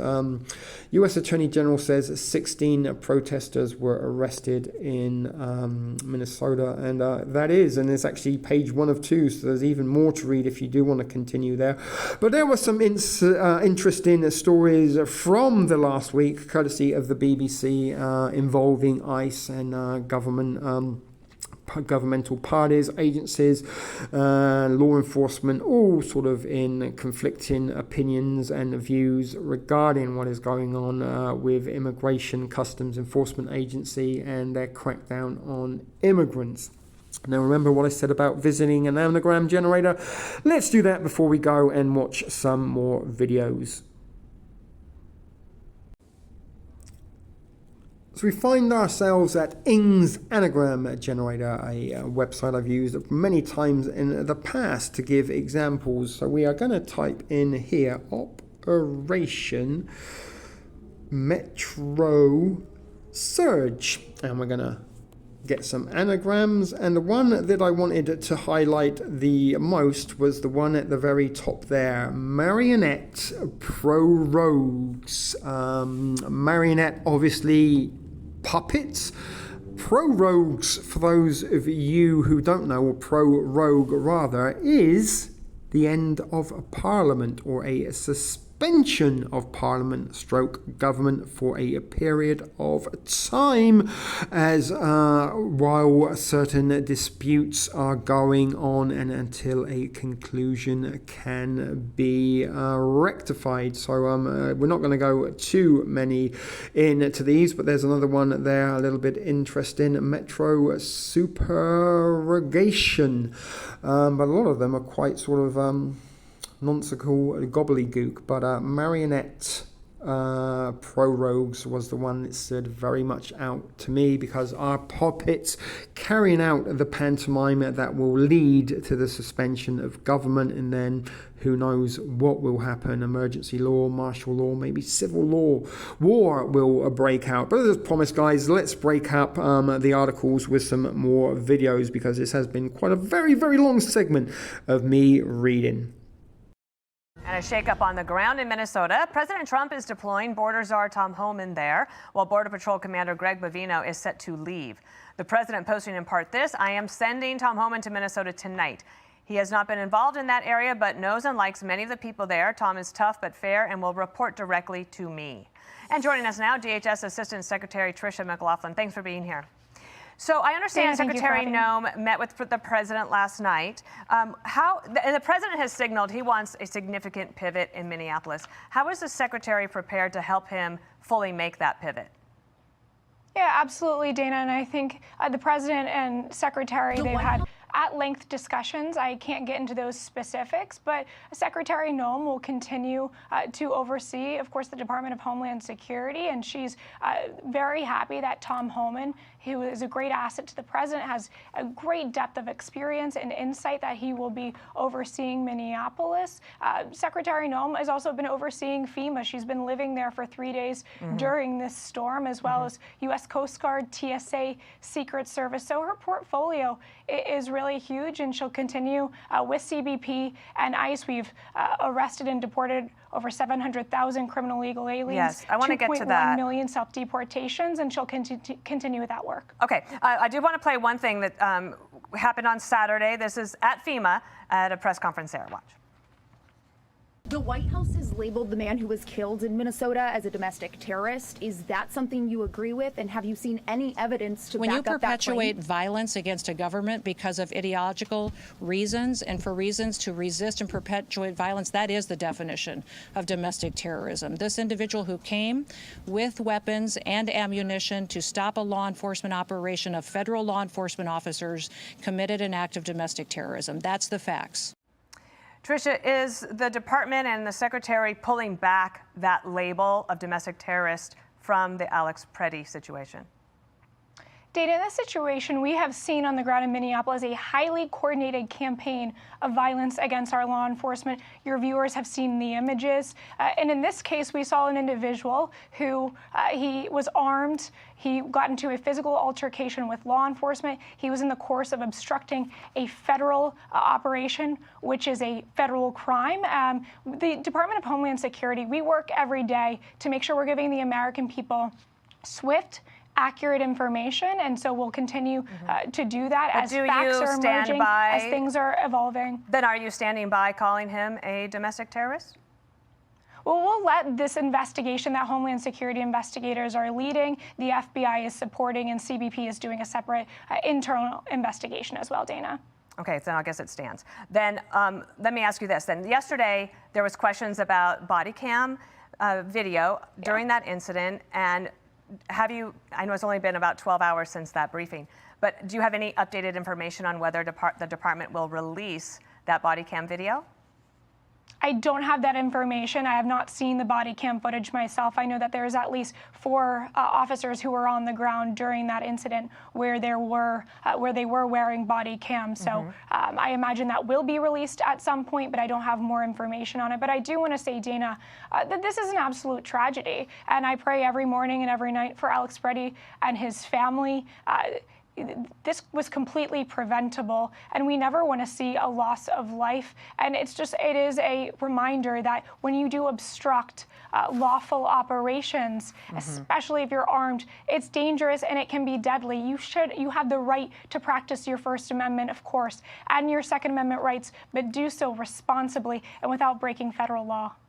Thank you for that. I want to ask you about this too, because I think the American people are frustrated in terms of all the different types of information. Nobody trusts anybody, etc. But it does seem like that all of us should be able to agree on numbers. And last week, you told our show that there were 1,300 illegal immigrants in Minnesota jails or Minneapolis jails. So Tim Walz, he writes in the Wall Street Journal today that, I'm going to quote it here for you because I want you to respond to this and we can maybe figure out what's going on with the numbers. Some of the administration's claims are ridiculous on their face, he writes. And he says, for example, it claims that 1,360 non-U.S. citizens are in Minnesota prisons. The truth, our total state prison population is roughly 8,000 and only 207 of them are non-citizens. Is he conflating and splitting hairs at the same time of city and county jails along with state prisons? Is that how you understand it, and is that how you get to your number?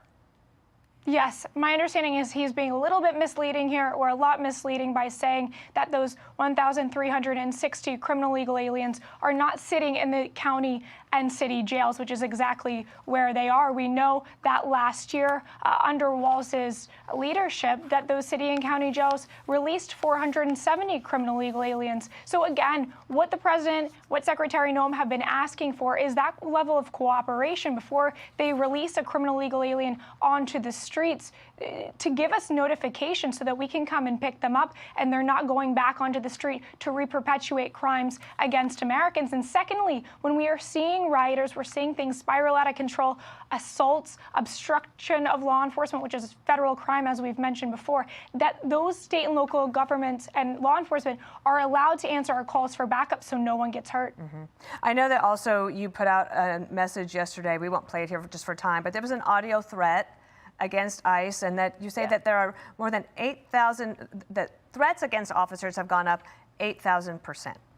Do you believe that with President Trump taking this action by sending Tom Homan to Minneapolis, that there will be a way to calm that down so that when ICE goes to other places, this will hopefully calm down? Yes, I mean, I think that the president's conversation with Tim Walz yesterday sounded like it was encouraging.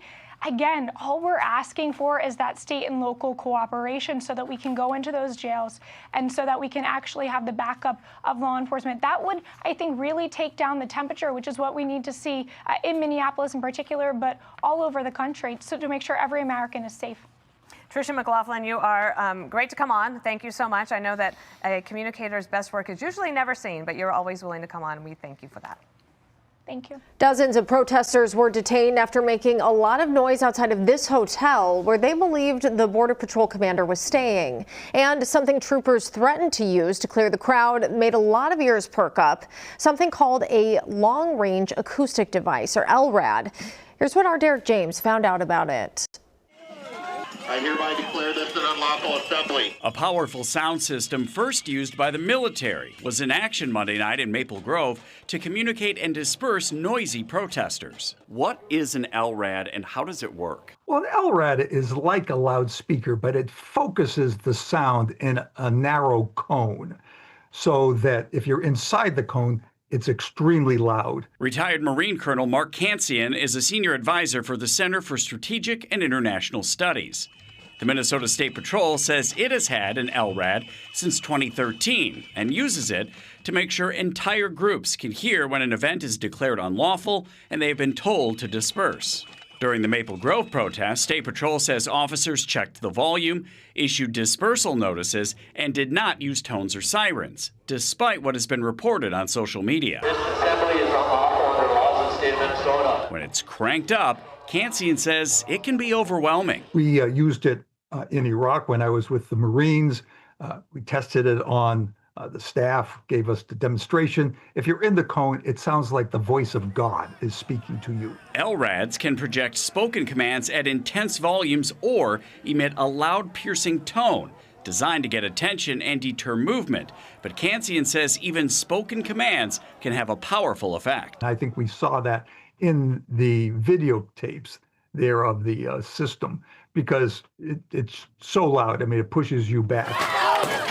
The system was designed as a less lethal option to pepper spray, tear gas, and rubber bullets. In some situations where you might end up using force, kinetic force, or even lethal force, this can avoid that and avoid permanent damage to people. Derek James, WCCO News.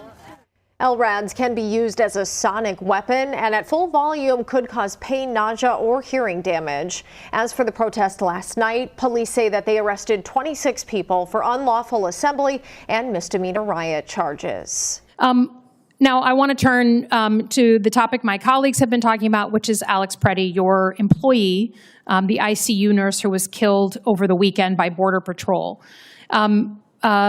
You said in your opening statement that you weren't able to engage on this topic, but you did engage on this topic.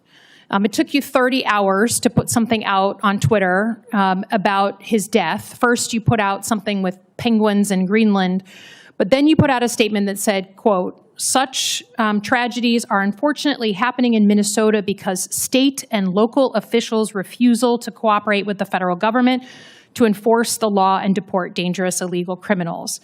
Was Alex Preddy's death the result of the mayor of Minneapolis or the governor of Minnesota? Alex Preddy's death was a tragedy, as I've stated, and I will continue to stand by that statement. Okay, but you put it out under official VA Twitter, right? This wasn't like your personal opinion. You weighed in and said why he died. And let me just ask, right? He was your employee. You know that people who work for the VA can't just walk in. They're vetted. They're properly vetted. We had other cabinet officials call him a domestic terrorist and an assassin based on your access to the information you have in the VA and in front of 460,000 VA employees. Was this man, in your estimation, a domestic terrorist or an assassin? What I said about this as being a tragedy, I will continue to say, and I'm not going to make a characterization on something someone else said. It's not. You said that it was the result of local officials blocking their access. You said it. It's not someone else. So if you can't say I made no characterization about Mr. Preddy. You said that his death was the result of, quote, state and local officials' refusal to cooperate with the federal government. Not my words, yours. So you are prejudicing this investigation. You are weighing in on what you think happened. And I just think in front of the employees who have been through a lot this year, that you should at least be able to say to his family that he's not a domestic terrorist or an assassin. Right? People have eyes. They see the video there. And I think we owe him more than that. But to say that you can't engage on it, to say that now that Donald Trump has told the cabinet that now it's okay to have an independent investigation and all, Secretary Noem and Stephen Miller have to walk back what they've said about this poor man in front of his family. Now I think you can admit that you joined them in prejudicing the investigation of your own employee. And now, can I ask, I understand there was some sort of memorial event yesterday that was held at the VA in Minnesota. Can you say clearly that neither you nor your senior officials tried to stop that memorial from happening? We did not. Okay, because there's an email circulating online right now that says that they were told not to have the memorial and the people went ahead anyways. So I hope that when this email comes out, there's not any of you sitting at this table who had anything to do with the fact that they wouldn't be able to celebrate the life of a man who was killed. Can you speak to that? I can. I've seen the email. That email did not originate from my office or anybody sitting at this table's office. That came from a leadership official in Minneapolis. And so he just woke up, the man who, or man or woman, I don't know, who employed this man, who's dealing with all kinds of fallout and, terrible feeling when people lose that person just woke up and just decided to say that someone else, the higher ups, told her not to have this memorial. She just made that up? I don't know that she made it up, but I can't tell you what her perception of anything was. But what I can say is that we have been supportive in an appropriate time to be able to have a period for their employees to memorialize Alex Preddy. And they did that yesterday with almost 400 people. Well, I hope at noon, which was scheduled. You see how it takes a suspension of disbelief to believe that the woman who is the supervisor of this poor man said that higher ups told her that she couldn't have a memorial. It seems a little hard to believe, but I yield my time. I'm done. Tonight, more protests and vigils in Minneapolis after a U.S. citizen was killed by federal agents for the second time in just 3 weeks. Graphic video obtained by Dropsite News shows at least 5 agents violently struggling with the man before multiple shots were fired, killing him. Witnesses stunned.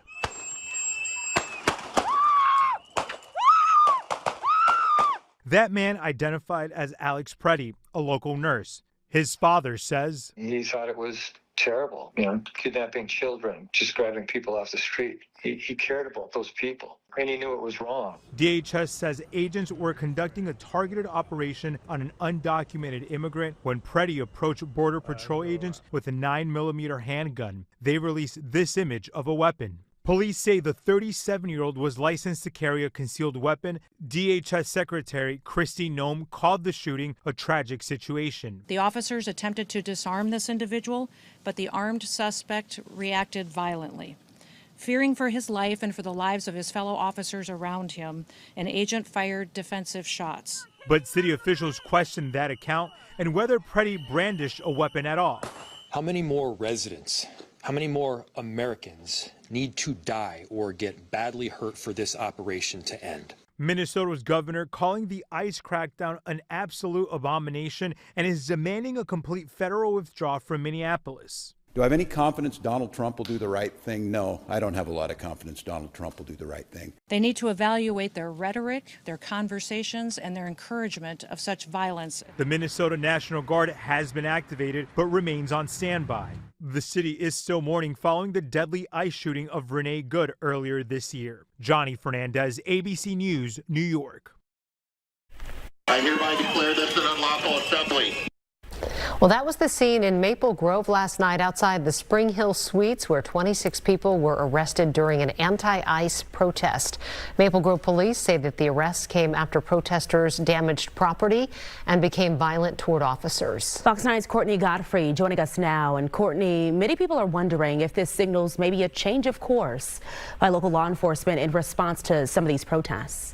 Yeah, Simone, and certainly it's a change from what we've seen outside other hotel protests in the last several weeks, where protesters have largely been allowed to do their thing. But everyone I talked to today said this is nothing more than State Patrol following orders from the local jurisdiction they were there to help.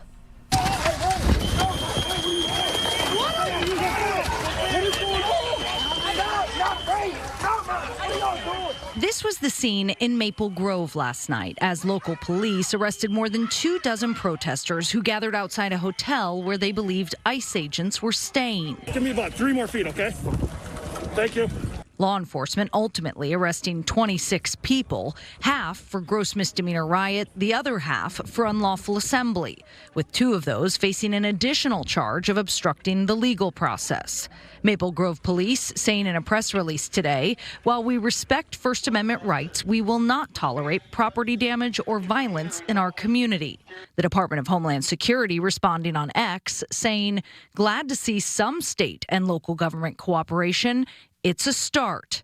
And while plenty of people are trying to make a correlation between these arrests and President Trump's call with Governor Walz earlier in the day, the executive director of the state's largest public safety labor union says it likely has nothing to do with that. I think the leadership in Maple Grove was not going to tolerate that in their community. And the decision makers over there made the decision to do arrests. But he says it's a great example of why his group is pushing for an emergency summit to establish clear, coordinated policies for immigration enforcement. We're just in a gray area here right now, and it's causing all of us confusion. Yeah, a lot of confusion. Maple Grove police said in addition to those 26 arrests, they are investigating one additional person who fled the scene. State Patrol and the Department of Public Safety did not provide any comment. Guys? All right, thank you, Courtney. Well,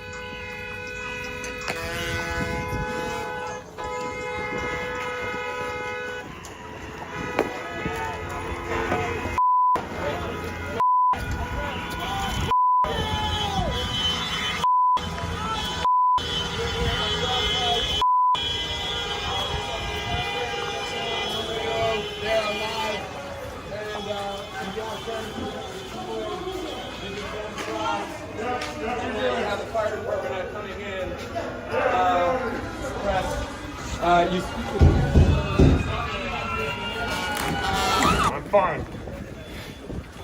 Sir, you're giving comments to the people, the local PD. Do you have any comments to the community, the people that want you out, the people who are here specifically because your department is here? Do you think it's worthwhile if you're going to give comment? Don't you have comment for the people of Minneapolis? I have nothing to say. I've been out comment.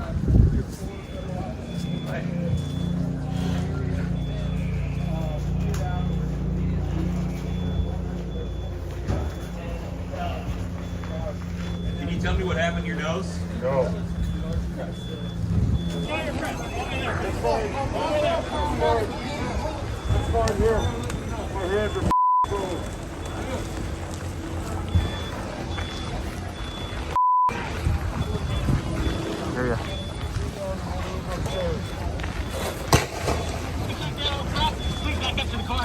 Yes, sir.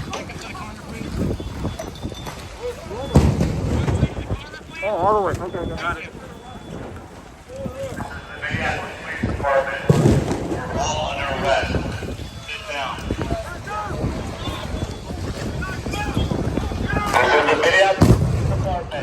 You're all under arrest. Sit down on the ground. This is a lawful order for the Minneapolis Police Department. You are under arrest. Get out of here. Get the out of here. Yes, sir. Let's go. Let's go. Keep moving. Let's go. Keep moving. Get your ass up. Let's go.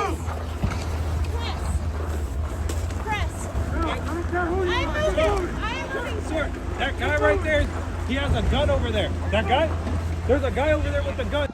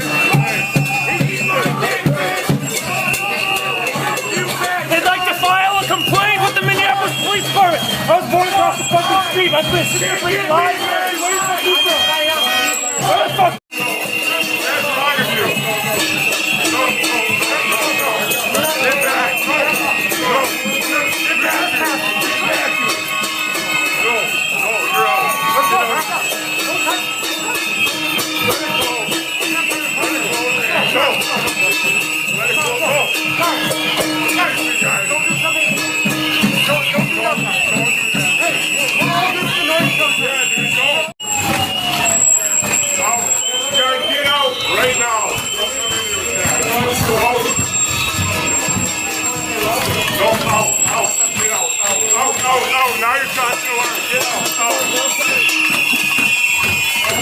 Try the door. Get out of here. Get out of here, man. All these people are local. Everything's local, and everybody's hospital. Out of here. Out.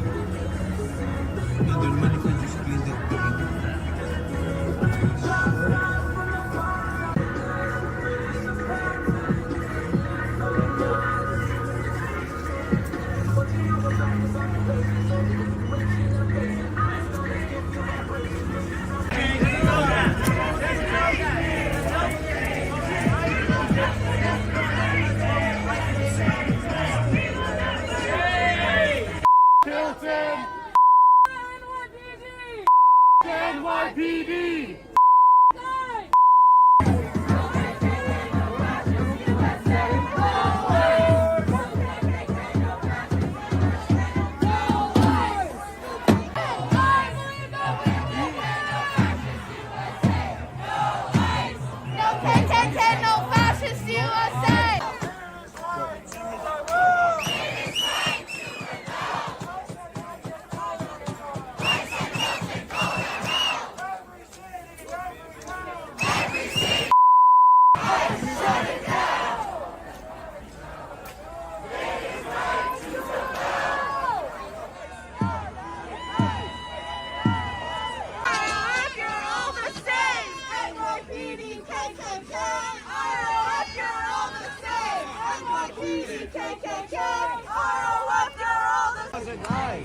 Stop housing ICE!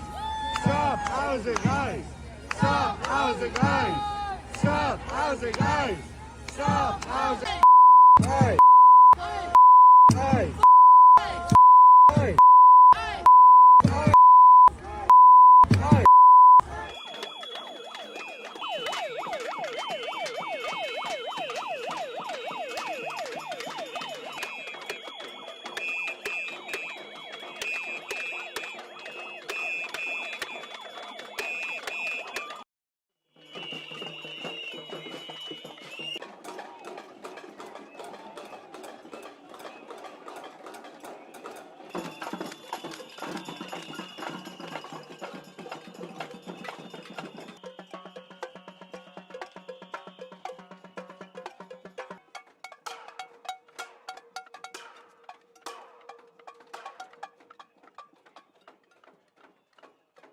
Getting fired is not justice.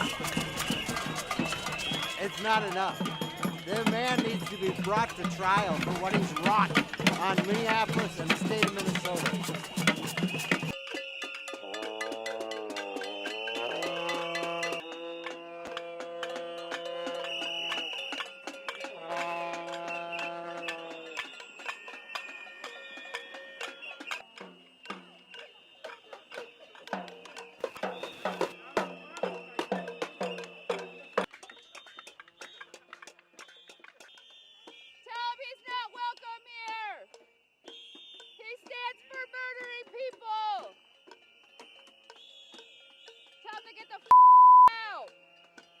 I think we're putting pressure on them, and that's exactly what we need to do. So, I think it's a good thing, but of course, there's worry there too. I don't feel like anyone in that administration is putting people first. They're putting themselves first. They're not for the people. They're saying the people are for them. So, they all have to go.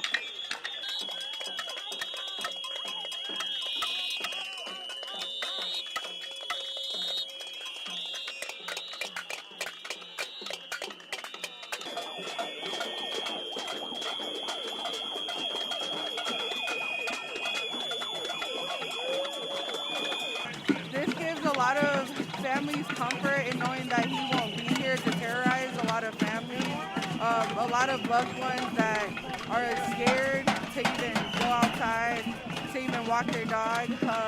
This makes me feel more at ease. I actually live in Brooklyn Park, so I just can't believe that he's been staying here the entire time, right where a lot of minorities are. So this just makes a lot of people feel more at ease that he's going to get the up out of our city.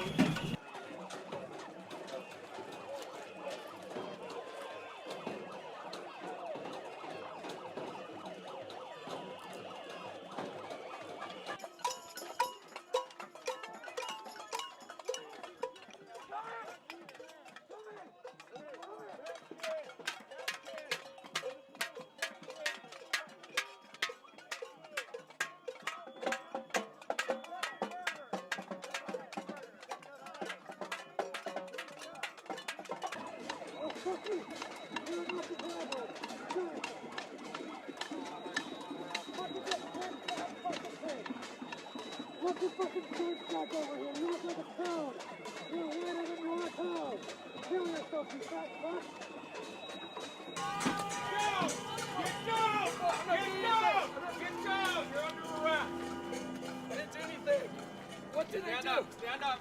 What did I do? You're under arrest. What did I do? You're under arrest. More body. What's your name?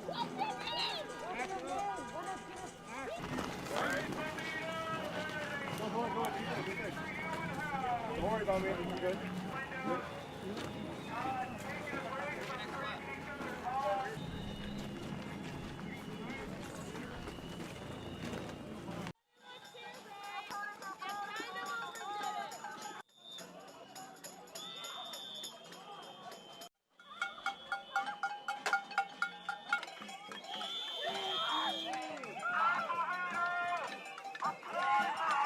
Yeah, new information about the federal response to a protest outside a Minneapolis hotel last night. Now, a federal officer was injured and the building was damaged. Maria Bray is live outside the Home 2 Suites Hilton Hotel with the latest developments there. Maria? Kevin and Lindsay, the damage appears to be repaired and most of the graffiti wiped off except the one right behind me that says ICE out. Officials say that protesters crossed the line here, and we're breaking down what they say happened and how they want demonstrations to be moving forward. The Home 2 Suites by Hilton Hotel was the spot of a Sunday night protest against federal immigration enforcement.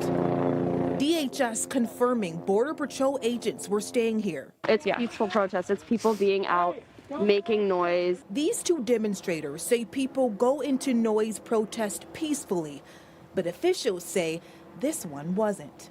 DHS says a Bureau of Prisons officer was assaulted and suffered facial injuries, prompting the use of gas to disperse the crowd. There was also graffiti on the building and shattered glass windows. In the hotel parking lot, we saw a vehicle with Indiana plates, its windows smashed out and red paint across the side. MPD says the group became disorderly. This is the Minneapolis Police Department. We're all under arrest. On Saturday, after Alex Preddy's death by Border Control, Mayor Jacob Frey said, Those peaceful protests embody the very principles that both Minneapolis and America was founded upon. We asked the city for more clarity on what peaceful means. In a statement, they said, peace is not hurting other people. It's also not breaking windows, spraying graffiti, or otherwise damaging homes and businesses. There's a giant spotlight on us right now. We know community members are showing the world how amazing Minneapolis is. I was told by hotel staff here that this is a privately owned hotel. The owner did not want to comment, and MPD says that 2 people were detained, then later released. I'm Maria Bray, live in Minneapolis, 5 Eyewitness News. Cold weather hasn't stopped people from visiting the memorial for Alex Preddy on Nicollet Avenue. Many people are upset by not 1, but 2 fatal shootings in this community. Some people do say they are hopeful, though, that things are trending towards peace. Others are choosing to wear that hope on their sleeve. Photojournalist Nick Luneman and Jason Rantala show us the online design that is becoming a popular pick at tattoo parlors. What started as a sign of resistance showing up as profile photos across platforms. I was having a very emotional day that day and decided that I needed to do something to mark the moment. Has now started showing up on skin. The image is called the rebel loon, Minnesota's state bird inside a symbol many will recognize. It spread like wildfire. Tattoo artists across the Twin Cities say they've been seeing it more and more. Oh my God, like this is iconic. This is so inspiring. I got chills the first time I saw it. For people like Jessica Haug, the design represents home and hope. Loons are graceful, beautiful. They're also powerful. So powerful it got Sean McCardell's attention. It's a unification of the 2 symbols. You've got the rebellion symbol that me, especially as a Gen X kid who actually saw Star Wars in 1977 when I was 5, it's a symbol I have grown up with. It's now one symbol of many, phoenixes and meadowlarks adopted state by state. Watching all of these other people in other states starting to repeat it with their own state birds. This past weekend, Gothic Night turned ink into action, fundraising more than $6,000. We have time and we have skill. And we have art to share. We had an estimated 150 people show up that we did not anticipate, which is a wonderful problem to have. But for the people getting the tattoos, this isn't about money. Realistically, you don't commit to putting something on your skin forever if it's just to cosplay. For those looking, it's a way to find each other. We have friends everywhere. We are not alone. Like the loon's call across the water, hope travels fast. In Minneapolis with photojournalist Nick Luneman, Jason Rantala, WCCO News. We find ourselves once again at cbsnews.com for an article that's difficult to read because of that stupid banner at the top that you can't get rid of. But it says some local businesses that closed for the Minnesota general strike won't shut down for a national one. But a nationwide strike was planned for Friday to stand with immigrant communities and protest ICE activity. But some Minnesota businesses may not be involved this time around. Minnesota has showed up for a massive anti-ICE protest last week where thousands took to the street and an estimated more than 300 businesses closed. Some, however, say another shutdown is not possible. This has been not just my reality, but it has been my worst nightmare, says Daniel Hernandez, the owner of a Colonial Market. Hernandez opened his Hispanic grocery and restaurant with hopes of helping people achieve that American dream. Instead, his business has been greatly impacted by ICE activity, and his sales have dropped by 90%. Fewer customers and each day quieter than the last.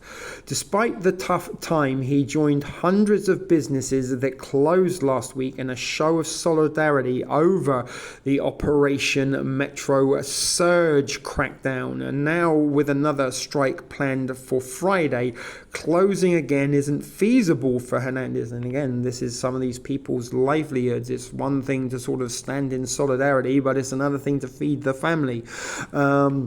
Sometimes, ideals can be very costly. I already did it once. I can't afford another day. I can't, he said. What do you want us to do? Close and also go out of business?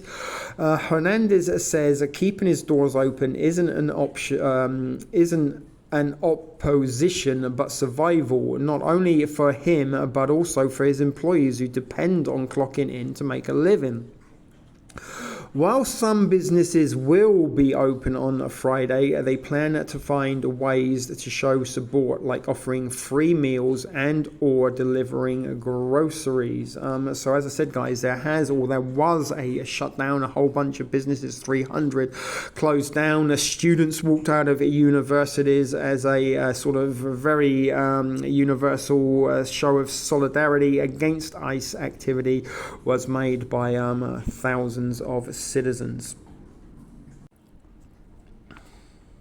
So this article from CNN, January the 30th, 2026, Minnesota immigration and nationwide protest updates. What they covered here at CNN, anti-ICE protests nationwide. Demonstrations took place to protest President Donald Trump's immigration enforcement efforts, with organizers calling for a boycott of school, work and shopping. Journalists were arrested. Former CNN anchor Don Lemon says he will not stop now after his arrest in a connection to a Minnesota church protest earlier this month. Independent journalist Georgia Fort, who was filming the protest, was also arrested, and both have since been released. In Minneapolis, a massive crowd of protesters was seen marching downtown, chanting and holding up signs reading "ICE out." Rock legend Bruce Springsteen and guitarist and singer Tom Morello performed at a concert benefiting the families of Renee Good and Alex Preddy, who were both fatally shot by federal agents this month. Preddy shooting. Justice Department has opened a civil rights investigation into the Preddy shooting. The probe will examine whether the Department of Homeland Security officers violated the law. CNN are live coverage of the immigration crackdown in Minnesota and nationwide processes has ended for the day. Please scroll through the updates below for all of Friday's developments. So that is what we're going to do. Catch up on the latest as Minnesota's anti-ICE movement spreads nationwide. President Donald Trump said yesterday there were no plans to pull ICE officers out of Minneapolis. As border czar Tom Homan said he ordered a drawdown plan. Here's the latest since nationwide process and economic blackouts have sprung out and of the unrest in Minneapolis. Here's what you need to know. Journalists arrested. Federal agents arrested independent journalists Don Lemon and Georgia Fort in connection to a protest at a church in St. Paul, Minnesota. Lemon, a former CNN anchor, was arrested at the Beverly Hilton Hotel, Heil Hitler, in an operation including more than 24 federal agents.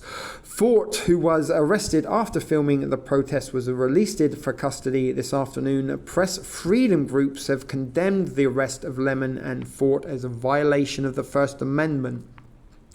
What they said after his release today, Lemon reiterated he will not be silenced in his first YouTube show since he was charged, and said people are realizing the critical moment that we are in this country and that our rights are under assault. Fort, who lives in Minnesota, also vowed to continue to tell stories responding to the allegations, the incitement against her. She said the footage is published and it speaks for itself. Picture there of some protesters with their abolish ICE signs. National shutdowns and protests. Businesses closed and students walked out of classes today as part of a national shutdown to protest federal actions in Minneapolis.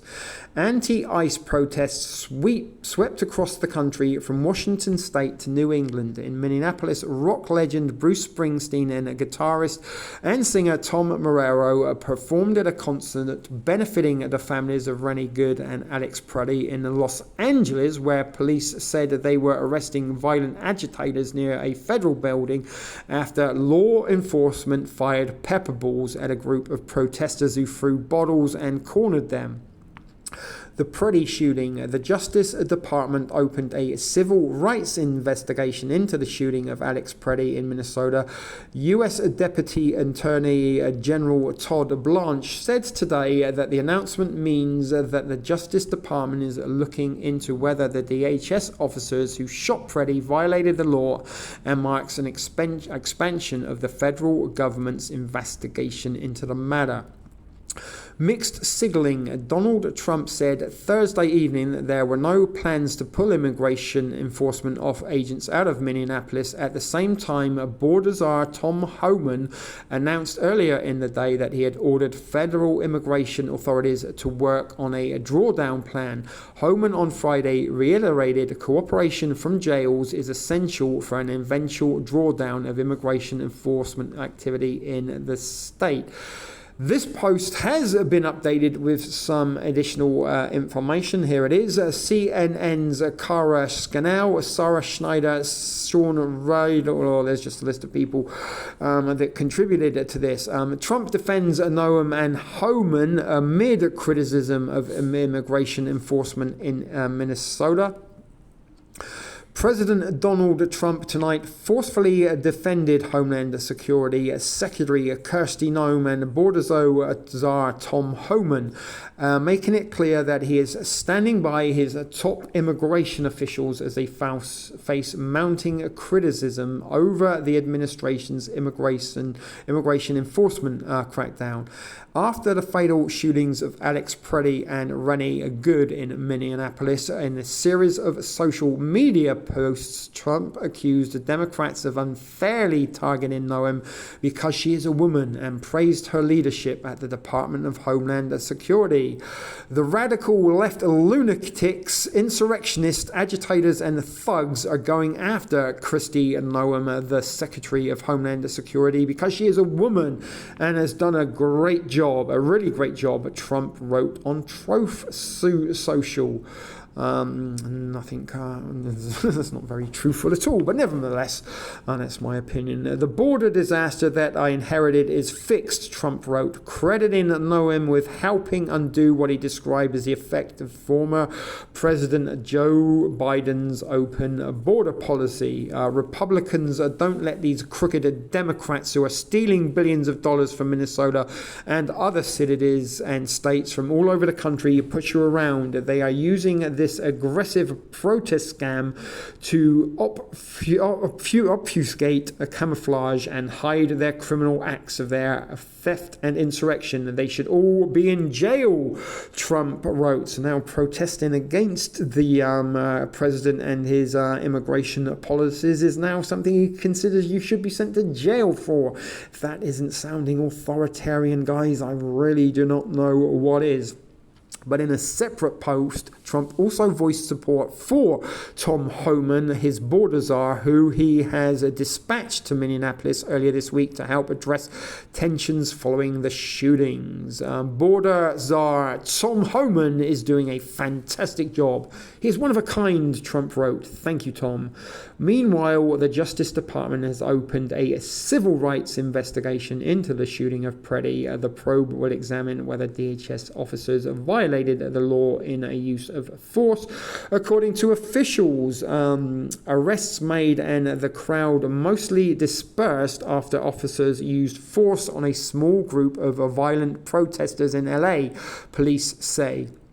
Arrests have been made in downtown Los Angeles near a federal building after a small group of protesters clashed with law enforcement, prompting officers to issue several dispersal orders and deploy less lethal force on them, according to the city's police department. Probably less lethal ammunition was chosen as opposed to deadly ammunition in Los Angeles because Los Angeles is a little bit more hostile, should we say, than Minnesota, and has a vastly larger population and a whole lot of unregistered firearms. That might be a disaster waiting to happen should agents fire upon crowds in Los Angeles, as again we know what happened when Rodney King was beaten to death live on TV.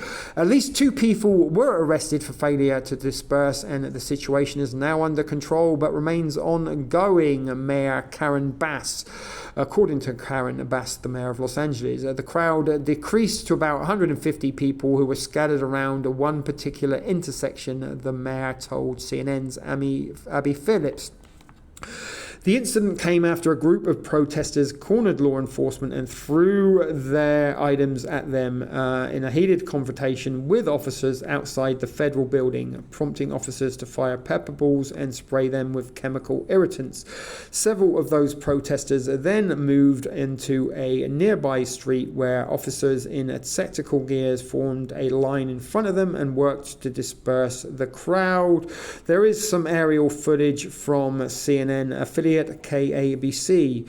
Most of the demonstration in the street cleared out within an hour of the first dispersal order, which warned protesters could be arrested if they did not leave within 10 minutes, the LAPD said. Again, is that lawful for them to infringe upon the First Amendment rights of public assembly? But a few remaining protesters were actively fighting with officers who deployed less than lethal force on them due to violence against officers, LAPD said, noting some protesters threw bottles and rocks at law enforcement. LA County Sheriff's Department urged protesters to remain respectful, non-violent, and mindful of the safety of others. The agency supports the right to peacefully assemble and to be heard. However, officers will take appropriate action when actions turn criminal and violent, it said. In a statement to CNN as of 7:30 p.m. Pacific time, police said the demonstration formed and was marching over the 101 freeway, a main artery connecting major California cities. Homan said that cooperation at Minnesota jails would mean we can draw down on the number of agencies, and we're not going to read any more of that. Attorney for Don Lemon says his client thought he was getting mugged when federal agents arrested him. It's an American Democratic Senator Mark Kelly on Don Lemon's arrest. And there's some more stuff about Don Lemon there. So we're going to stop reading that because it's another one of those articles. It seems to add articles the more you scroll down. But there are some more events involving ICE over the last few days. Arrests, pepper balls being sprayed into protesters, national shutdowns, schools walking out. It all is heating up, folks. And as of last week, the National Guard were also deployed to Minnesota. So let's go and hear what they're up to. Here we are at Bring Me the News. No, I'm not doing that. Continue for now. Sorry, it asked me to disable my ad blocker. Wolves activates National Guard after federal agent kills man in Minneapolis.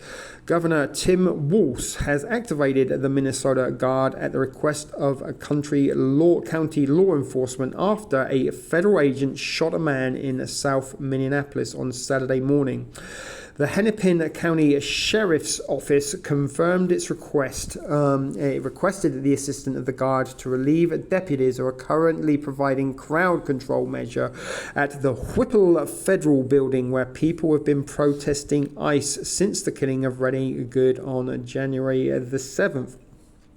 A federal agent killed a 37-man identified by local media as Alex Preddy during a struggle on Nicollet Avenue at East 26th Street around 9 a.m. Last Saturday.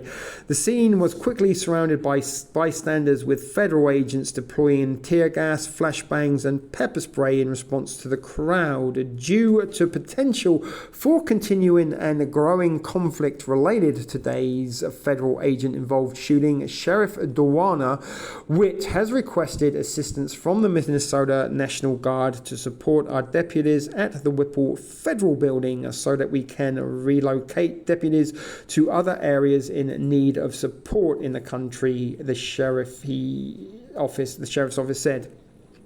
Their job will be to assist the sheriff office in protecting life, preserving property, and helping to ensure the safety of community members. There is a convoy of National Guard vehicles on their way to Minnesota.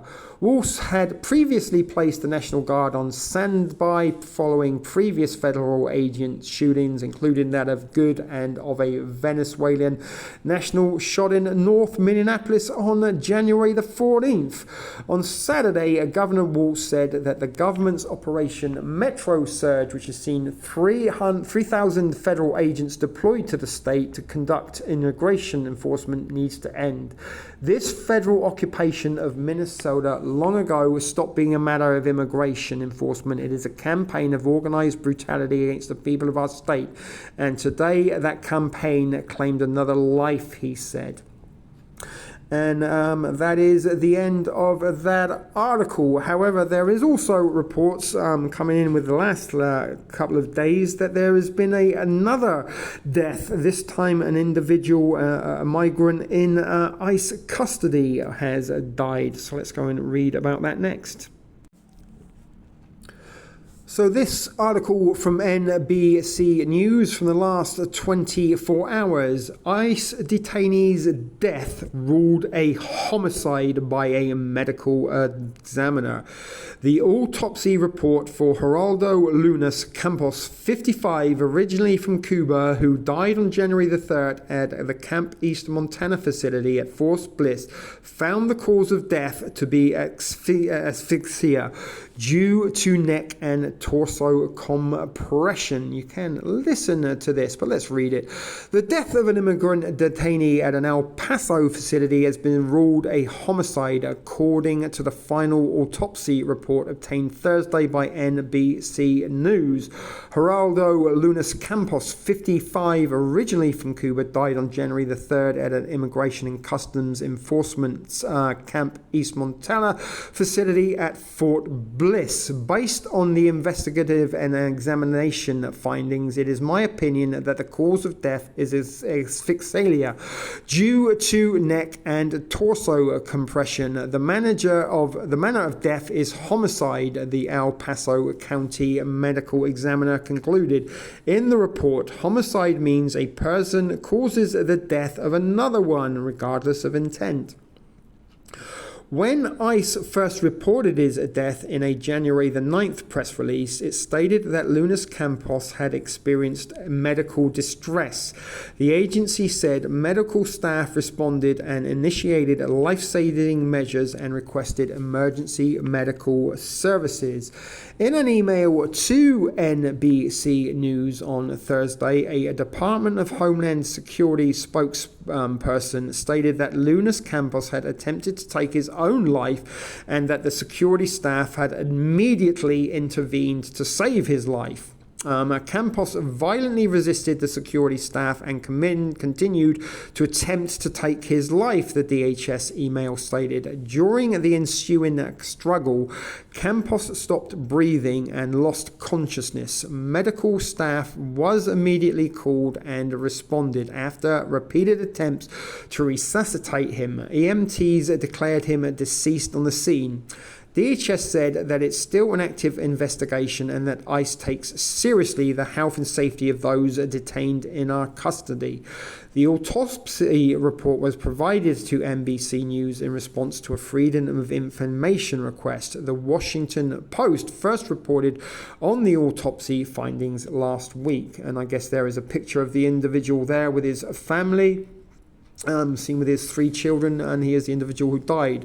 Lunas Campos had been in Camp East Montana since September the 6th last year. He had multiple convictions over the years since entering the country in 1996. Public records show including first-degree sexual abuse involving a child under the age of 11 and unlawful possession of a weapon. ICE said that Lunas Campos was ordered removed from the US on March the 1st, 2005, but the government could not obtain travel documents for him. According to ICE, Lunas Campos had been in segregation, which means he was separated from the facility's general population. ICE said he was put in segregation because he was disruptive while in line for medication and refused to return to his assigned dorm. The medical examiner's report stated that Lunas Campos had scattered superficial abrasions on his body, hemorrhage in muscles and connective tissues on the neck, and signs of smaller hemorrhaging on the eyelids and skin of the neck. The medical examiner stated that Lunas Campos was witnessed to become unresponsive while being physically restrained by law enforcement. Lunas Campos is one of 3 detainees who have died at the Camp East Montana ICE facility at Fort Bliss. DHS stated in its email that there has been no spike in detainee deaths and that as bed space has rapidly expanded, we have maintained higher standard of care than most prisons that holds U.S. citizens, including providing access to proper medical care. Camp East Montana is the single largest ICE detention facility in the country with almost 3,000 detainees. 80% of current detainees at Camp East Montana have no criminal background, according to ICE data. So let's hear what the National Guard are actually doing in Minnesota or Minneapolis since they have been deployed. It's probably not what you think. So here we are at newser.com for an article that reads, Guard members hand out coffee and donuts to protesters. Minnesota National Guard members calls it a demonstration of safety and security. The Minnesota National Guard showed up at an anti-ICE protest in Minneapolis on a Sunday afternoon with coffee and donuts and a message about optics. Video from the scene shows troops in bright yellow reflective vests handing out refreshments from the back of a vehicle. Fox News reports a Guard member told WCCO TV that the gesture was meant as a demonstration of safety and security. Amid heightened tensions around federal immigration enforcement operations in the Twin Cities earlier this month, a Guard said that any deployed troops would wear reflective vests to distinguish them from other agencies in the... what's going on here? There's a fucking pop-up there we can't get rid of. In the city. But the protests followed the fading shootings of a 37-year-old Minneapolis resident, Alex Preddy, by Border Patrol agents in South Minneapolis.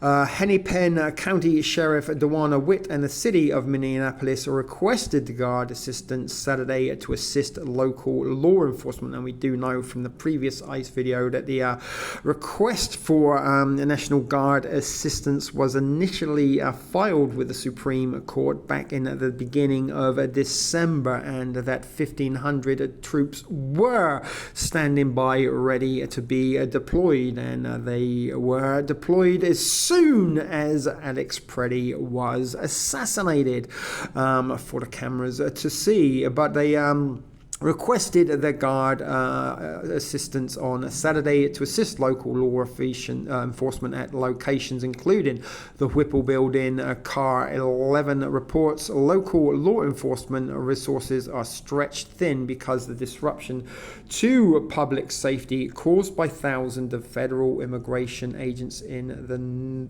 the city, the residents said. So there you go, guys. The National Guard are handing out donuts and coffee for the protesters. I wonder if they're laced with anything PCP, maybe, that might make protesters go a bit ragey and attack immigration agents. Who knows? But was it a nice gesture? Was it a publicity stunt? Donuts and coffee, keeping the peace. Are you guys giving out? Yep, hot chocolate. And you're with the Minnesota National Guard? Yeah, we are. Yes, we are. Why was this important for you guys to do today? It's a demonstration of safety and security. We're here to help. Our cameras caught National Guard members at the Whipple Federal Building handing out donuts, coffee, hot chocolate to demonstrators and others gathered outside. A guardsman on the scene told us this is their demonstration of safety and security and that they're here to help. A small gesture that went a long way. I'm glad to see that our National Guard is standing with us because we need it. So there's a shocking development coming out of Minneapolis where the Minnesota National Guard has taken an unusual step during the heated protests against federal immigration agents.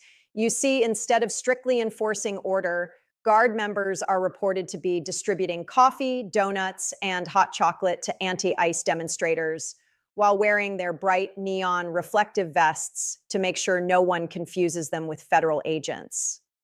And this comes after the series of fatal shootings by ICE and Border Patrol that have left the city on edge and drawn thousands to the streets in outrage.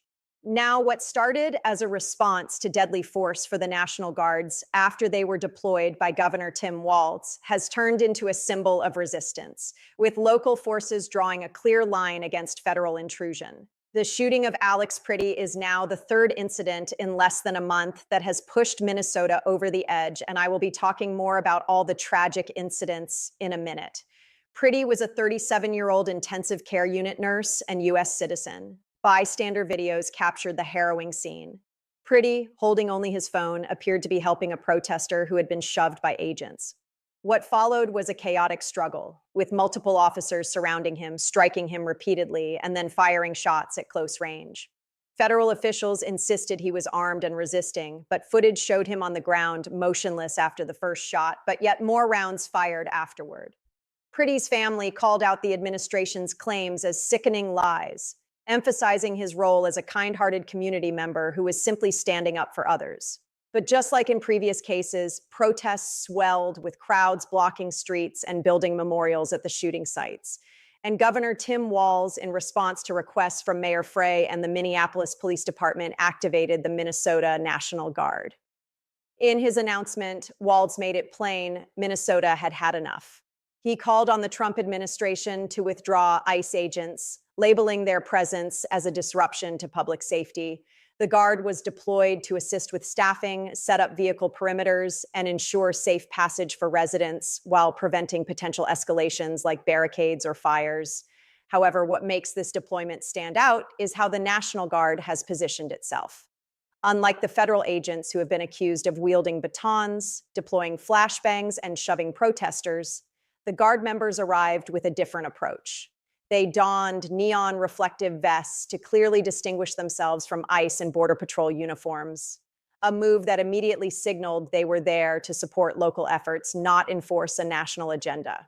This was also why Walz had to make it clear that the federal government had no involvement in their activities. So as the Guard took up positions near the shooting scenes and federal buildings like the BH Whipple Federal Building, accounts from protesters began to flood social media. In a city gripped by sub-zero temperatures, dipping as low as 6 degrees Fahrenheit, Guard troops were seen handing out warm drinks and snacks, coffee, hot chocolate, and donuts. And the best part, they had no masks on.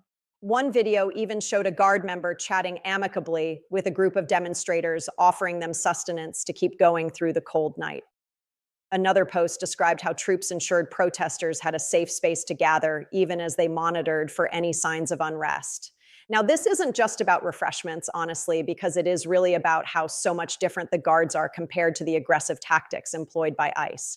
Protesters have reported feeling terrorized by federal agents with stories of racial profiling, unnecessary force, and a lack of transparency. And in response, the Guards' actions seem designed to de-escalate and earn the trust of the protesters. Officials have also stated that the priority is protecting neighborhoods and keeping people safe, urging all actions to remain peaceful and lawful. Now, let me go back a bit, like I said I would, and talk about the events that led to what's currently going on, as it shows without any doubt that these ICE agents are already becoming a nuisance, and even worse in Minnesota and all around the country. First, just weeks ago, federal agents from Immigration and Customs Enforcement shot and killed Renee Good, a 37-year-old local resident. Authorities claimed she tried to run them over with her car and claimed self-defense. But local officials and witnesses quickly disputed that account and pointed out that the use of lethal force was unnecessary and excessive.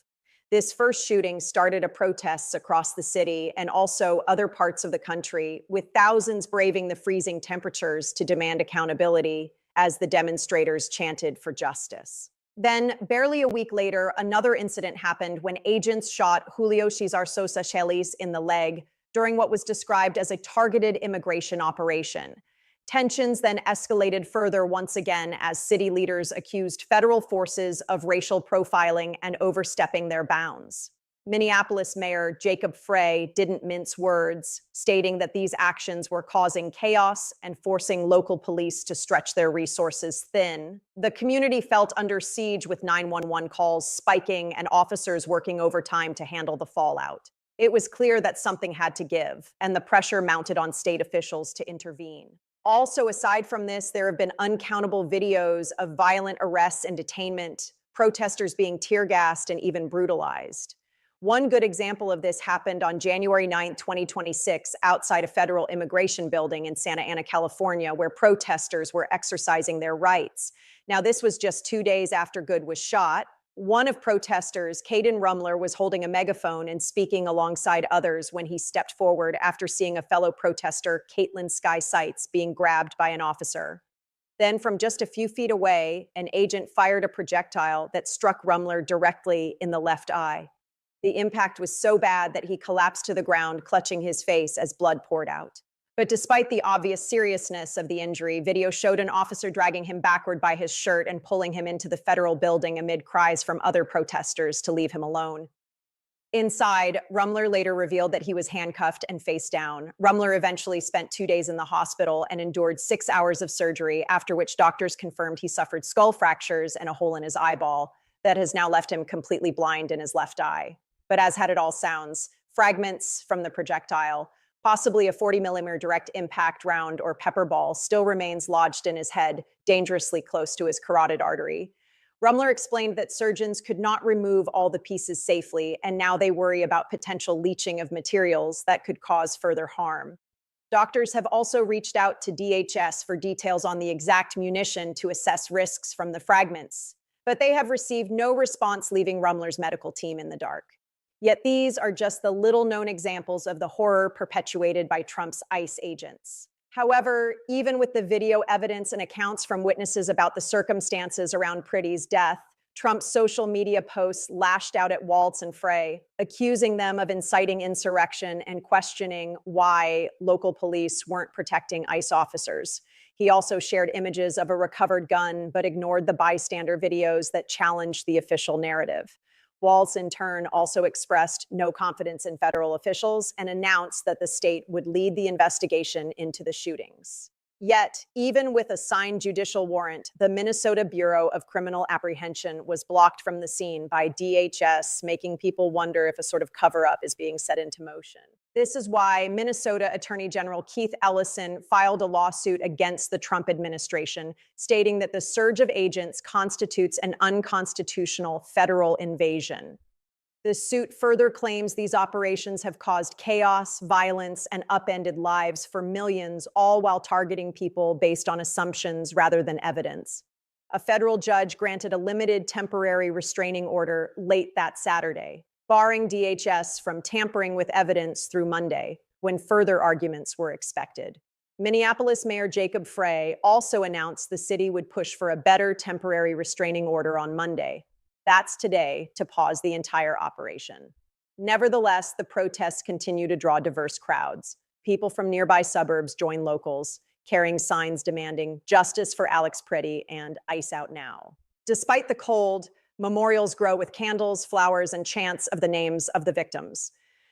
Anyways, as the case progresses, Minneapolis Emergency Management Director Rachel Sayre noted the lasting generational impact on families, from fear of everyday activities like going to the grocery store to the community's resilient response. And in the end, the reports of National Guard troops sharing coffee with protesters captures a rare bright spot in a dark chapter as it humanizes the struggle, showing that even in division, acts of kindness can bridge gaps. So as always, what do you think? Should more states follow Minnesota's lead in standing up to federal overreach? Drop your thoughts in the comments below. And if you found this breakdown interesting, give it a thumbs up and subscribe for more content that digs deep into justice and rights. Also turn on your notifications so you don't miss new uploads. Until next time, stay curious. We now find ourselves at blackenterprise.com for an article that reads, Black Panther Party says no one would have gotten touched if they were present in Minneapolis amid ICE protests. The group's national chairman and attending members feel ICE should be abolished and the current administration should be held accountable for its actions.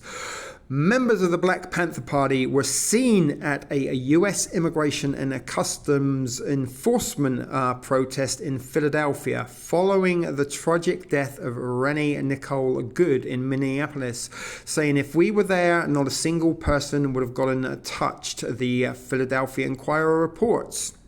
The group, which identifies as a part of the Black Panther Party for Self-Defense, is an entity of the 1960s militant Black Power group founded by Huey P. Newton and Bobby Scale. Members showed up to the January 8th anti-ICE protest at Philadelphia City Hall with military-style weapons in hand and response to the violence dished out by the Trump administration. Paul Birdsong, who labels himself as the group's national chairman, and attending members feel ICE should be abolished and that the current administration should be held accountable for its actions. After Good was killed by ICE agent Jonathan Ross, President Donald Trump and Vice President J.D. Vance defended the agent, saying he was doing his job, and issued sentiments of absolute immunity without proper facts. You got people that are part of a cabal and that are self-serving, and they prey upon the common folks of the United States, Birdsong said. Trained by some of the original party's surviving members, the Black Panther Party is known in the city of brotherly love for hosting weekly free food programs in North Philly for years. Community members who stop by for free food are used to seeing the group's members armed and ready, which creates a sense of security for those that they serve.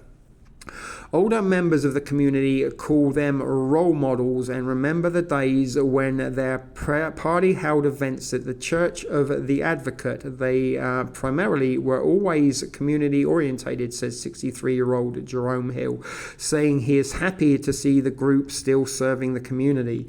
Member Comrade Arch, who also carries a firearm, says he feels like we're welcome, as Birdsong admits to feeling safe. No police, no drug dealers doing anything to us here.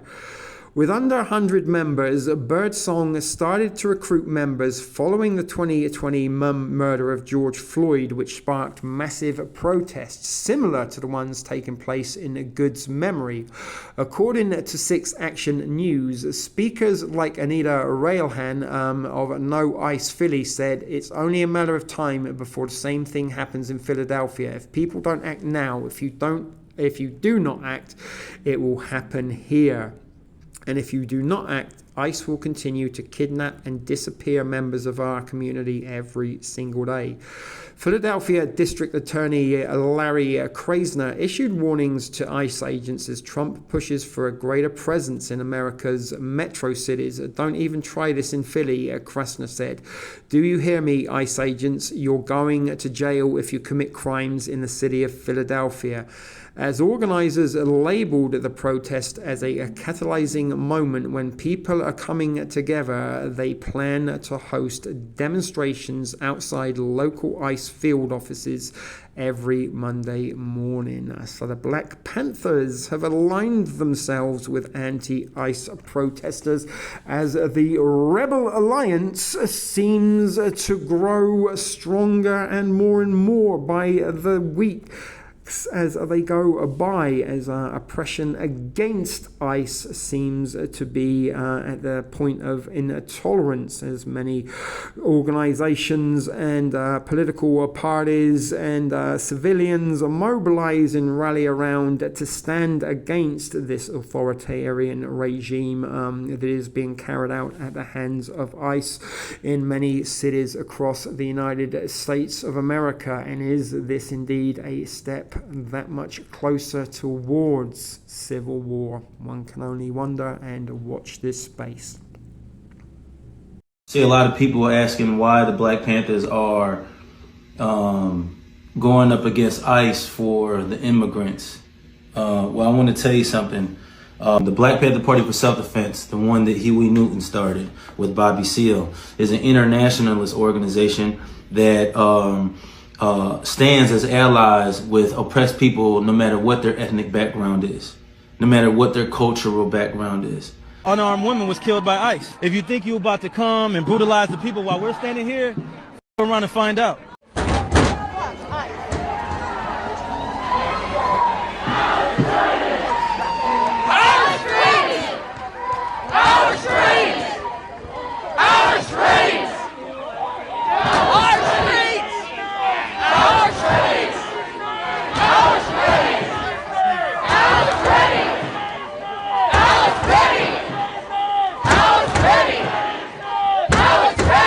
Deadly shooting in Minneapolis sparked protests all across the country, some of them in frigid temperatures. People gathered in Washington and Milwaukee and in Seattle. We also saw a large protest here in San Francisco.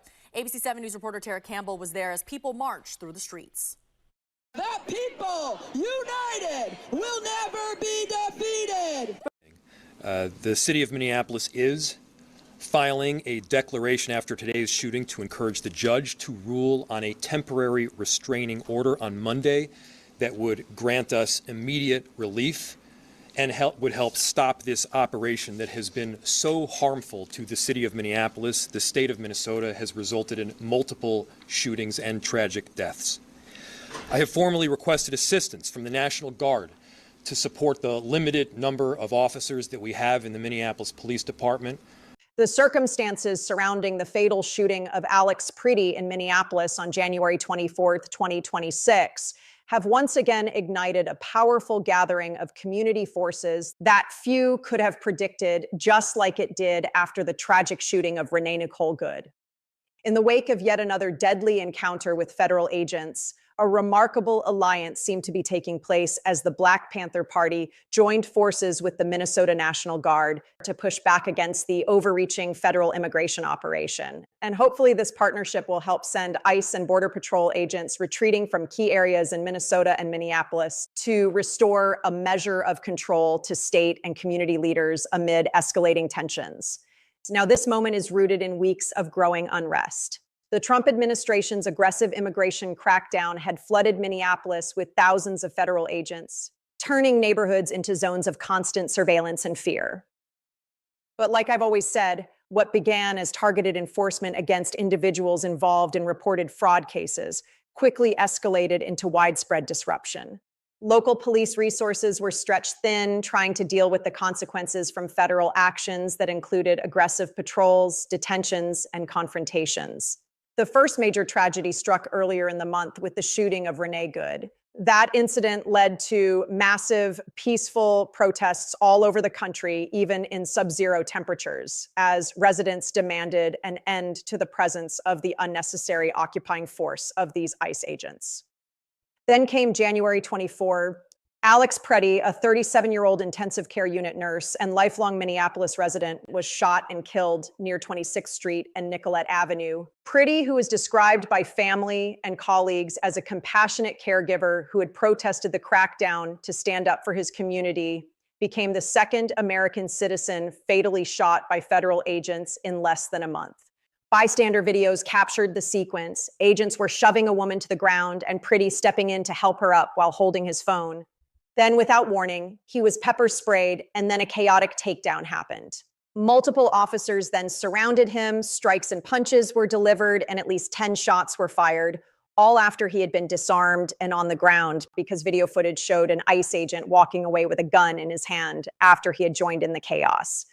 And as we all expected, federal officials claimed self-defense, just like the case of Good and Caden Rumler, stating Priddy approached with a handgun and resisted disarming. Yet footage analyzed frame by frame showed no clear draw of a weapon in the critical moments, and Priddy even held a valid carry permit with no serious criminal history. And just as it should be, the response was immediate and intense. Protesters flooded the streets despite the dangerous cold, building memorials, chanting for justice, and blocking access points. Mayor Jacob Frey and Police Chief Brian O'Hara also held urgent press conferences expressing outrage and demanding federal agents operate with the same humanity expected of local law enforcement. Frey directly addressed President Trump, asking how many more lives needed to be lost before the operation ended, and emphasizing that this was tearing communities apart rather than building safety. At the same time, Governor Tim Walz, having already spoken with the White House after the Good shooting, declared Minnesota has had it and called the Priddy incident sickening, and he demanded an immediate withdrawal of the agents. Next, he activated the Minnesota National Guard at the request of Mayor Frey and local officials. The Guard members were deployed in neon reflective vests to distinguish themselves and assisted with vehicle perimeters around the shooting scene. But the most important thing to note here is that this was a state-controlled deployment with no federal involvement to prevent any potential nationalization by the president. And as Guard units arrived, reports from witnesses and social media described federal agents pulling back from positions they had held aggressively moments earlier. Some appeared to abandon posts entirely and retreated as the organized state force took over. Also joining forces with the Guards were the Black Panther Party. Following Renee Good's death, the Black Panthers became visible at protests in places like Philadelphia, providing security, distributing resources, and standing armed in solidarity against what they viewed as state violence. Also in Minneapolis, after Priddy's shooting, members and allies of these Panther-inspired groups mobilized quickly. They positioned themselves near the shooting site and protest zones, offering protection to demonstrators, helping coordinate with community members, and ensuring peaceful gatherings remained safe from potential escalation. At the same time, Minnesota is taking aggressive legal action against the Trump administration to halt the massive deployment of ICE and Border Patrol agents. The lawsuit argues that Operation Metro Surge, which was launched in late 2025, and intensified with thousands of armed, masked agents, has caused chaos, racial profiling, excessive force, and unnecessary violence. It also describes how the operation diverts local police resources, racks up overtime costs, and targets communities based on politics rather than legitimate enforcement needs. The lawsuit therefore seeks to declare the surge illegal under the 10th Amendment and federal law, demanding an injunction to stop the operations, ban tactics like threatening force against non-targets, require visible identification and body cameras for agents, and end mask usage that conceals identities. Aside from this, Hennepin County and the Minnesota Bureau of Criminal Apprehension filed an emergency motion for a temporary restraining order to prevent federal agents from destroying or altering evidence at the scene of the Alex Priddy shooting. Thankfully, a federal judge granted a limited TRO late that Saturday, barring DHS from tampering with evidence through Monday, when further arguments were expected. Minneapolis Mayor Jacob Frey also announced the city would push for a better TRO on Monday to pause the entire operation. In the end, this moment in Minneapolis stands as a perfect example of resistance through unity, because they are proving that when federal actions cross lines, state authority and community self-defense will always come together to reclaim the streets. Thanks for watching. And if this breakdown helped you make sense of what's happening, please give it a like and subscribe so you don't miss the next update. Also, share this video and turn on your notifications. Until next time, stay curious.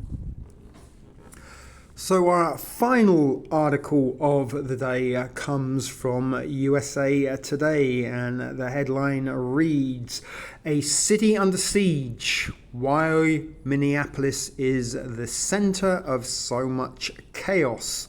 Minnesota nice extends to neighbors, but not to ICE agents, residents say after shooting deaths of 2 locals at the hands of immigration agents."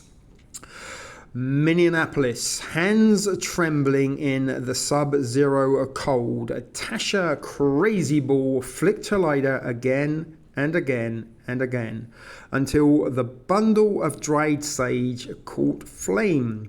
As the dried plants began wafting fragrant smoke into the frigid air, Crazy Ball cupped her hands and drew it over her head in a ritual long used to bring your purification and positive energy known as smudging. Some of you guys may be familiar with smudging, and I have smudged a few times over the years in my lifetime. But back to the article. Around her clustered dozens of other mourners who also came to Nicollet Avenue to pay their respects at the site where federal immigration agents on January the 24th shot and killed Alex Preddy. Preddy, as we know, was an ICU nurse with the United States Department of Veteran Affairs. He was attending a protest against against immigration enforcement, and his death has sparked a fresh nationwide debate about how Donald Trump's administration is carrying out plans for the largest mass deportation in history. In a community known as Minnesota Nice, the violence that has erupted on the streets has triggered anger, grief, and feelings of helplessness. Residents have been tailing immigration officers, honking horns, blowing whistles, and at times physically intervening to try to prevent officers from detaining people suspected of living illegally in the United States. An estimated 50,000 locals marched in the streets on January the 23rd, staying home from work and school to participate in a general strike. And angry protesters on the night of January the 25th vandalized and tried to break into a hotel where they believed immigration officers were staying. We have seen some videos about that earlier. But everyone is just hurting right now, says Crazy Ball, who lives a few miles away from where Preddy was killed. On the streets of Minneapolis, Preddy was carrying a licensed concealed firearm, and federal officials have blamed him for being shot, though videos indicate he never drew a weapon. Immigration officers also shot and killed a Minneapolis mother, Renee Nicole Good, behind the wheel of a car on January the 7th. Both Good and Preddy were American citizens, and in both cases, video of their death appears to show they were victims, not aggressors, in the abrupt confrontations with immigration enforcement officers. And that is the problem that the citizens and people are now reacting to. Those staged deaths have caused the desired reaction, and they are helping the desired reaction along with paid agitators, agent provocateurs, and crisis actors to ensure this does eventually lead to its desired destination of martial law, at the very least insurrection, at the very worst civil war. But in the days before the shootings, White House officials deployed approximately 3,000 federal immigration enforcers from Immigration and Customs Enforcement and the U.S. Border Patrol to Minneapolis as part of Operation Metro Surge, and they have also been supplemented with 1,500 troops from the National Guard, who are actually, as we've just previously heard, distributing coffee and donuts to protesters. But while Chicago, Charlotte, North Carolina, and New Orleans have been focus of similar enforcement efforts over the past several months, Minneapolis has seen a far larger deployment and more sustained attention. That has been driven in part by the president's assertions that Somali immigrants have been defrauding the government of billions of dollars, and the majority of Minneapolis' Somali population was either born in the United States or has become a citizen, though Trump has threatened to denaturalize those directly involved with the fraud. What he giveth, he can taketh away, is the US government's stance. Minnesota is also home of Governor Tim Walz, a Democrat who was the vice presidential nominee during the 2024 presidential election. The two have clashed repeatedly, but on January the 6th, they said to have had a productive phone call in which they agreed increased cooperation. Of course they did. They're both working for the same agenda, folks. They control both sides, and spokesperson are provided scripts to read regardless of what side of the narrative they are on. The president agreed to help ensure an independent investigation into the shootings, as would ordinarily be the case. According to a statement released by Walz's office, the president also agreed to look in reducing the number of federal agents in Minnesota and working with the state in more coordinated fashion on immigration enforcement regarding violent criminals. Minnesota Nice has its limits. On Nicollet Avenue, near where Preddy died, new mum Leah Thompson, not Leah Thompson of Howard the Duck or Back to the Future fame. This is a Leah Thompson who was 31 and a mum, and she held a sign. It's very strange how many actors' names have featured in some of these articles over the past couple of videos regarding ICE. But back to this article. Leah Thompson held a sign on January the 25th, demanding that federal immigration enforcers leave the city. Nearby, another woman held a sign referencing the state's unofficial motto, Minnesota Nice, combined with a profane abbreviation telling ICE officers to depart. Thompson said it's telling that in a state where people are known for being nice, tens of thousands have taken to the streets to protest. They are living up to their nice reputation in other ways, Crazy Bull said. Families at her children's school are helping each other with errands and pickups if they don't feel comfortable leaving home. Across the city, restaurants have put up flyers banning ICE from entering without a judicial warrant, and a dozen more residents have stood atop overpasses waving signs demanding that federal authorities withdraw. Protesters also directed their anger at Trump, arguing his administration is wrongly sweeping up otherwise law-abiding immigrants instead of focusing on convicted criminals as he promised. Like several other people upset at Preddy's video recorded death in broad daylight, Thompson wondered aloud what happens in the shadows. We are angry, we are scared, and we are very sad about what happened, Thompson said. It's absolutely terrifying to think about what's happening and what comes next.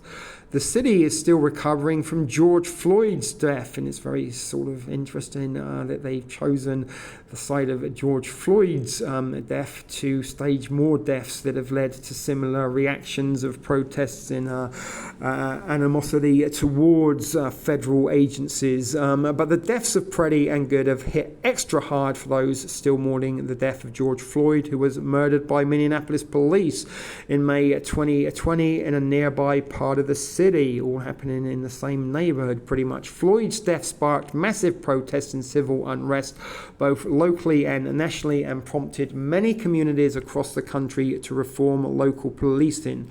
Trump's deployment of thousands of immigration enforcement officers to Minneapolis has reopened still healing wounds for some residents.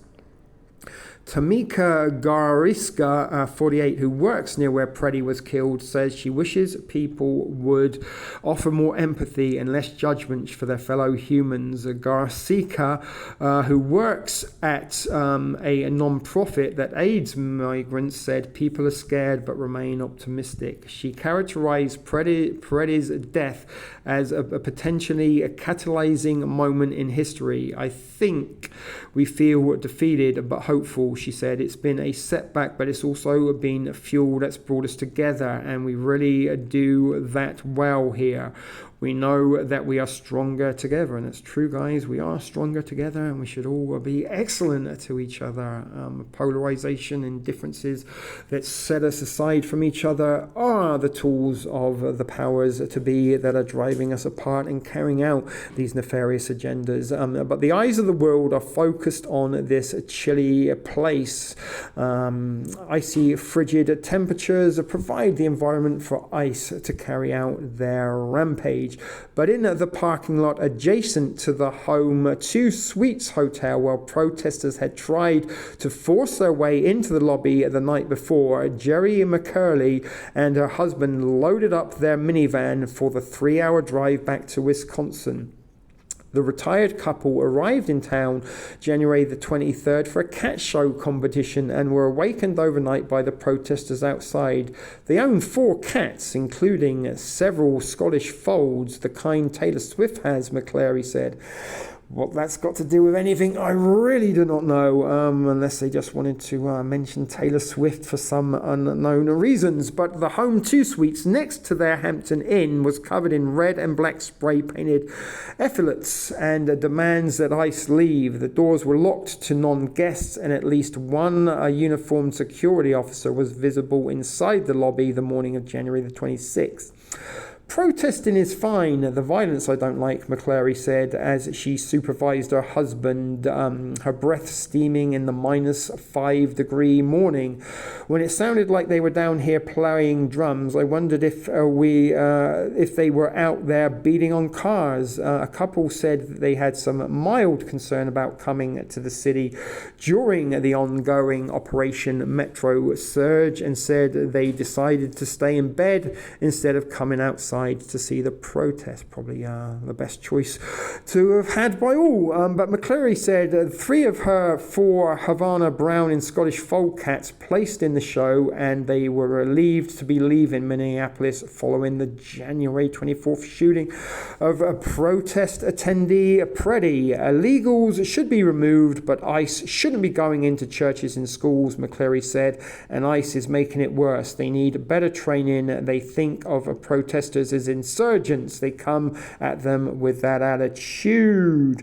And I believe it is the end of that article, which is the end of all articles this evening in this feature presentation. So there are a couple more videos for your informative and education and enjoyment purposes, and I will meet you back in the virtual basement to wrap things up.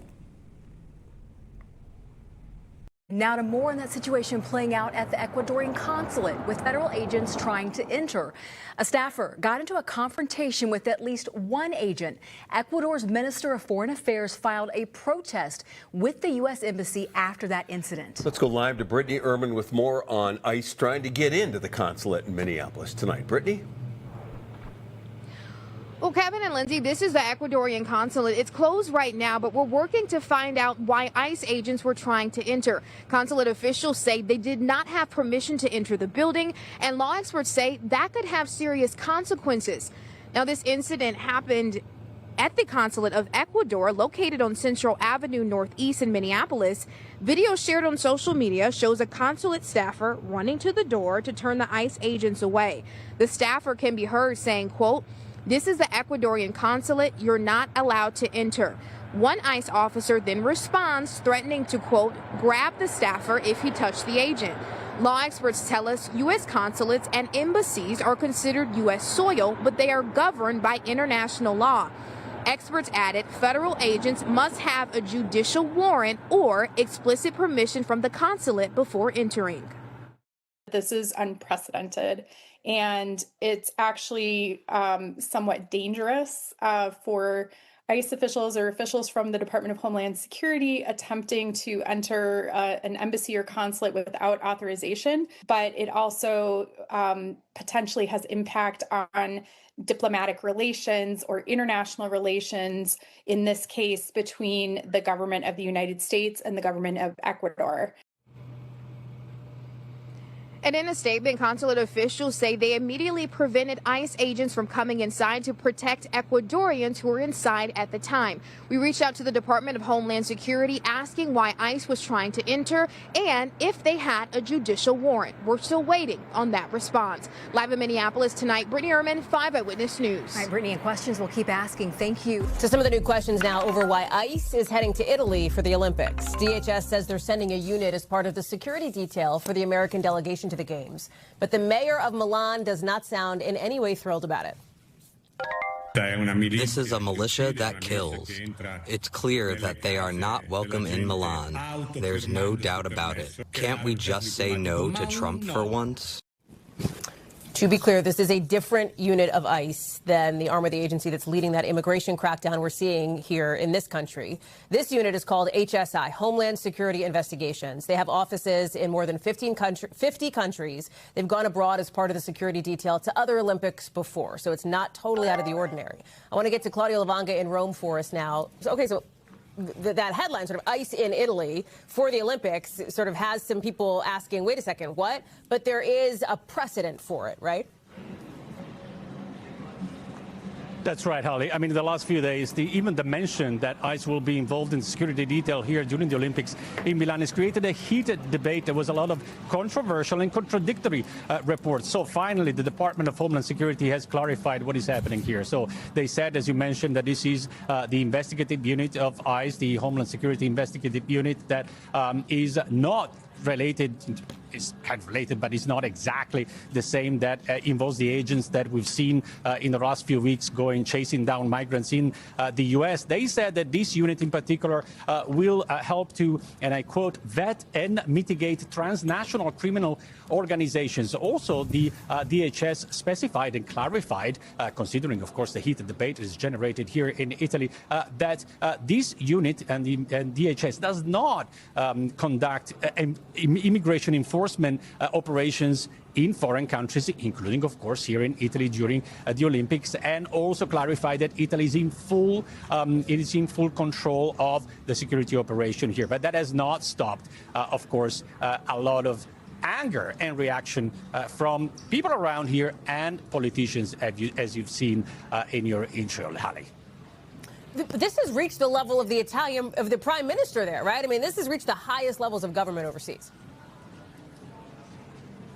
Yeah, well, you've seen, everybody's had an opinion on this. You've seen what the mayor of Milan, this city, has said. He said they are not welcome. He called them a militia that kills. But then he went all the way up to the foreign minister, Antonio Tajani, who today said that he's been as critical as everybody, even more, about the methods that were employed by ICE agents that we've seen also, here in Italy on our TV screens, of the methods deployed in American cities that attracted a lot of criticism all over the world, including in Italy. But he said, well, let's not overreact, because it's not like the Nazi SS are coming to town, Holly.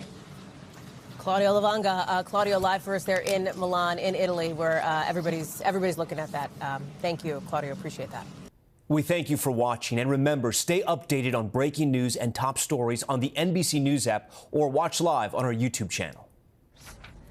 Governor Walz and Mayor Frey have shamefully blocked local and state police from cooperating with ICE, actively inhibiting efforts to arrest violent criminals.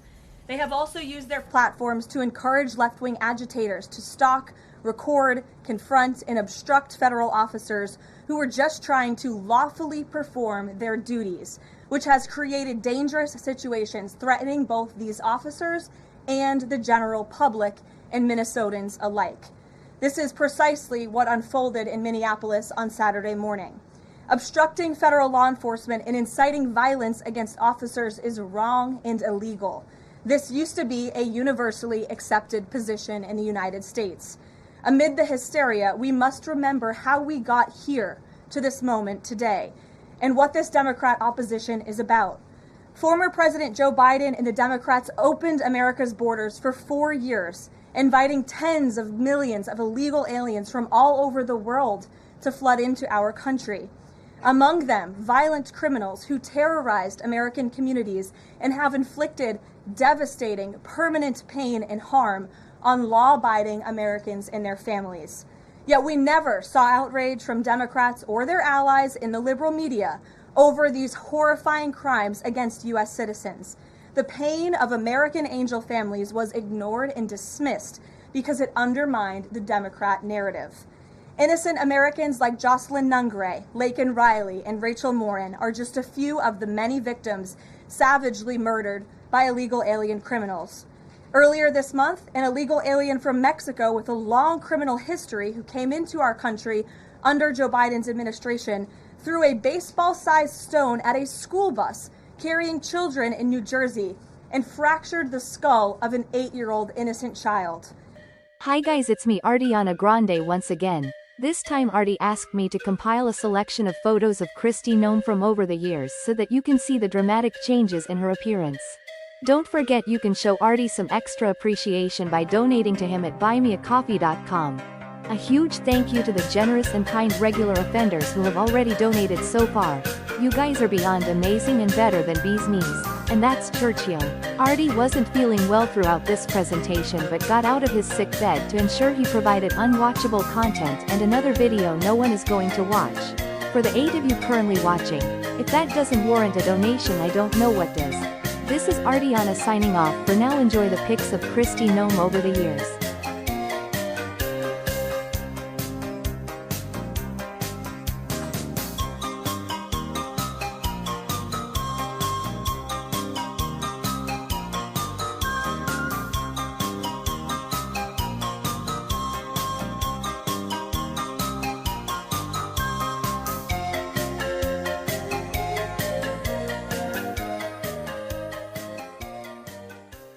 I absolutely love animals. Kristi Noem is a bird-legged hoe. I said Kristi Noem is a bird-legged hoe. Oh, Kristi Noem is a bird-legged hoe. That hoe has got to go. Kristi Noem is a bird-legged hoe. Come on. Kristi Noem is a bird-legged hoe. Hey. Kristi Noem is a bird-legged hoe. That hoe has got to go.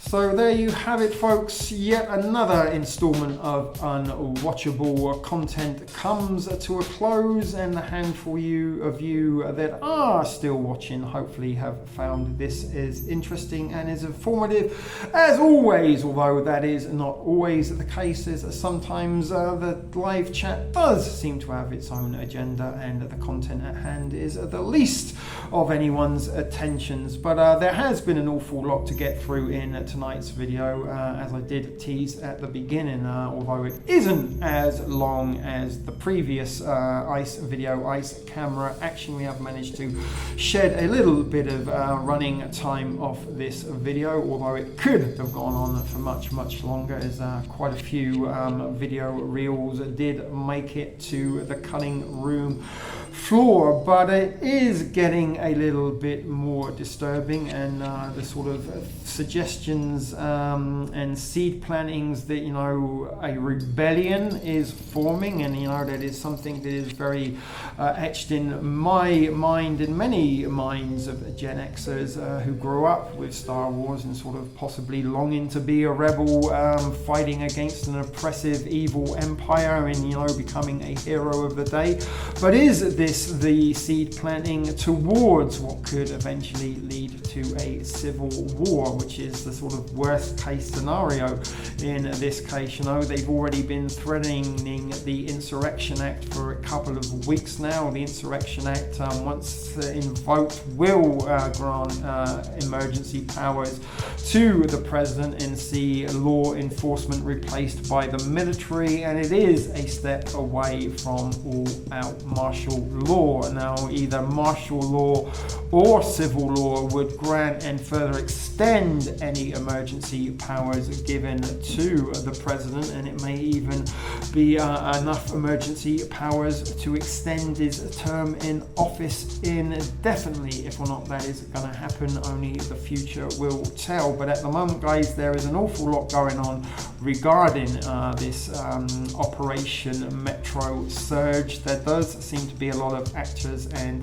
characters in place working together to ensure that this does achieve its ultimate goal. And always remember, folks, and never, ever, ever forget that they control both sides of the narrative, and it is very, very, very important that we do not get pulled into polarization and start choosing sides. Although in this incident, as many incidents, it's almost impossible not to choose a side when you're either for something or against it. But the behaviors of ICE Border Patrol in Minnesota in particularly are echoing extremely loudly of those behaviors of the National Socialists back in 1930s Germany. And you know, they're doing all they can, it seems to me, to entice the insurrection by also encouraging people to go out and get themselves tattooed, labeling systems, folks.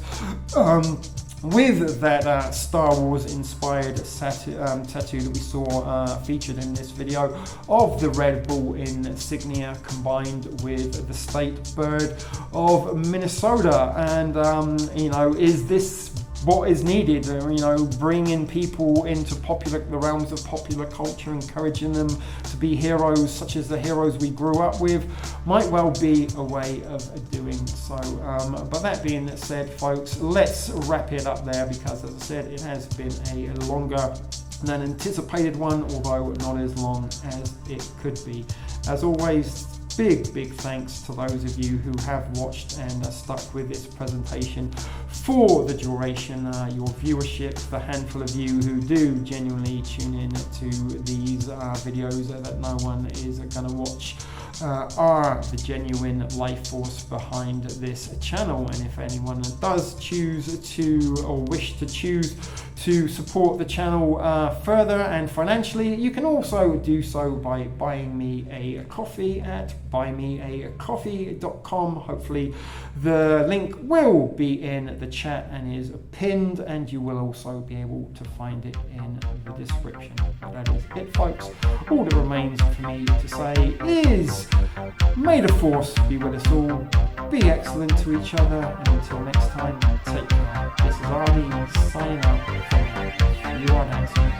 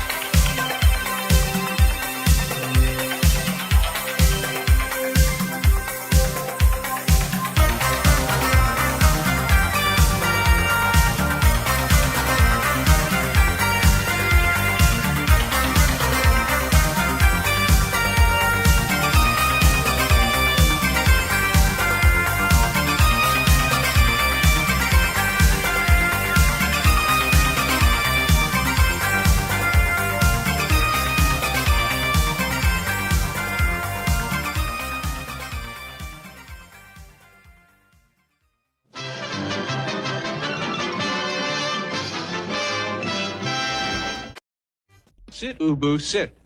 Good dog.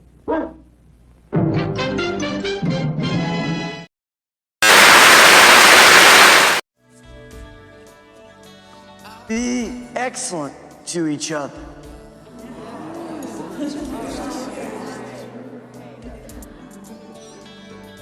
Party on, dudes! Hey, Luke. May the force be with you. All right. Take care now. Bye-bye then.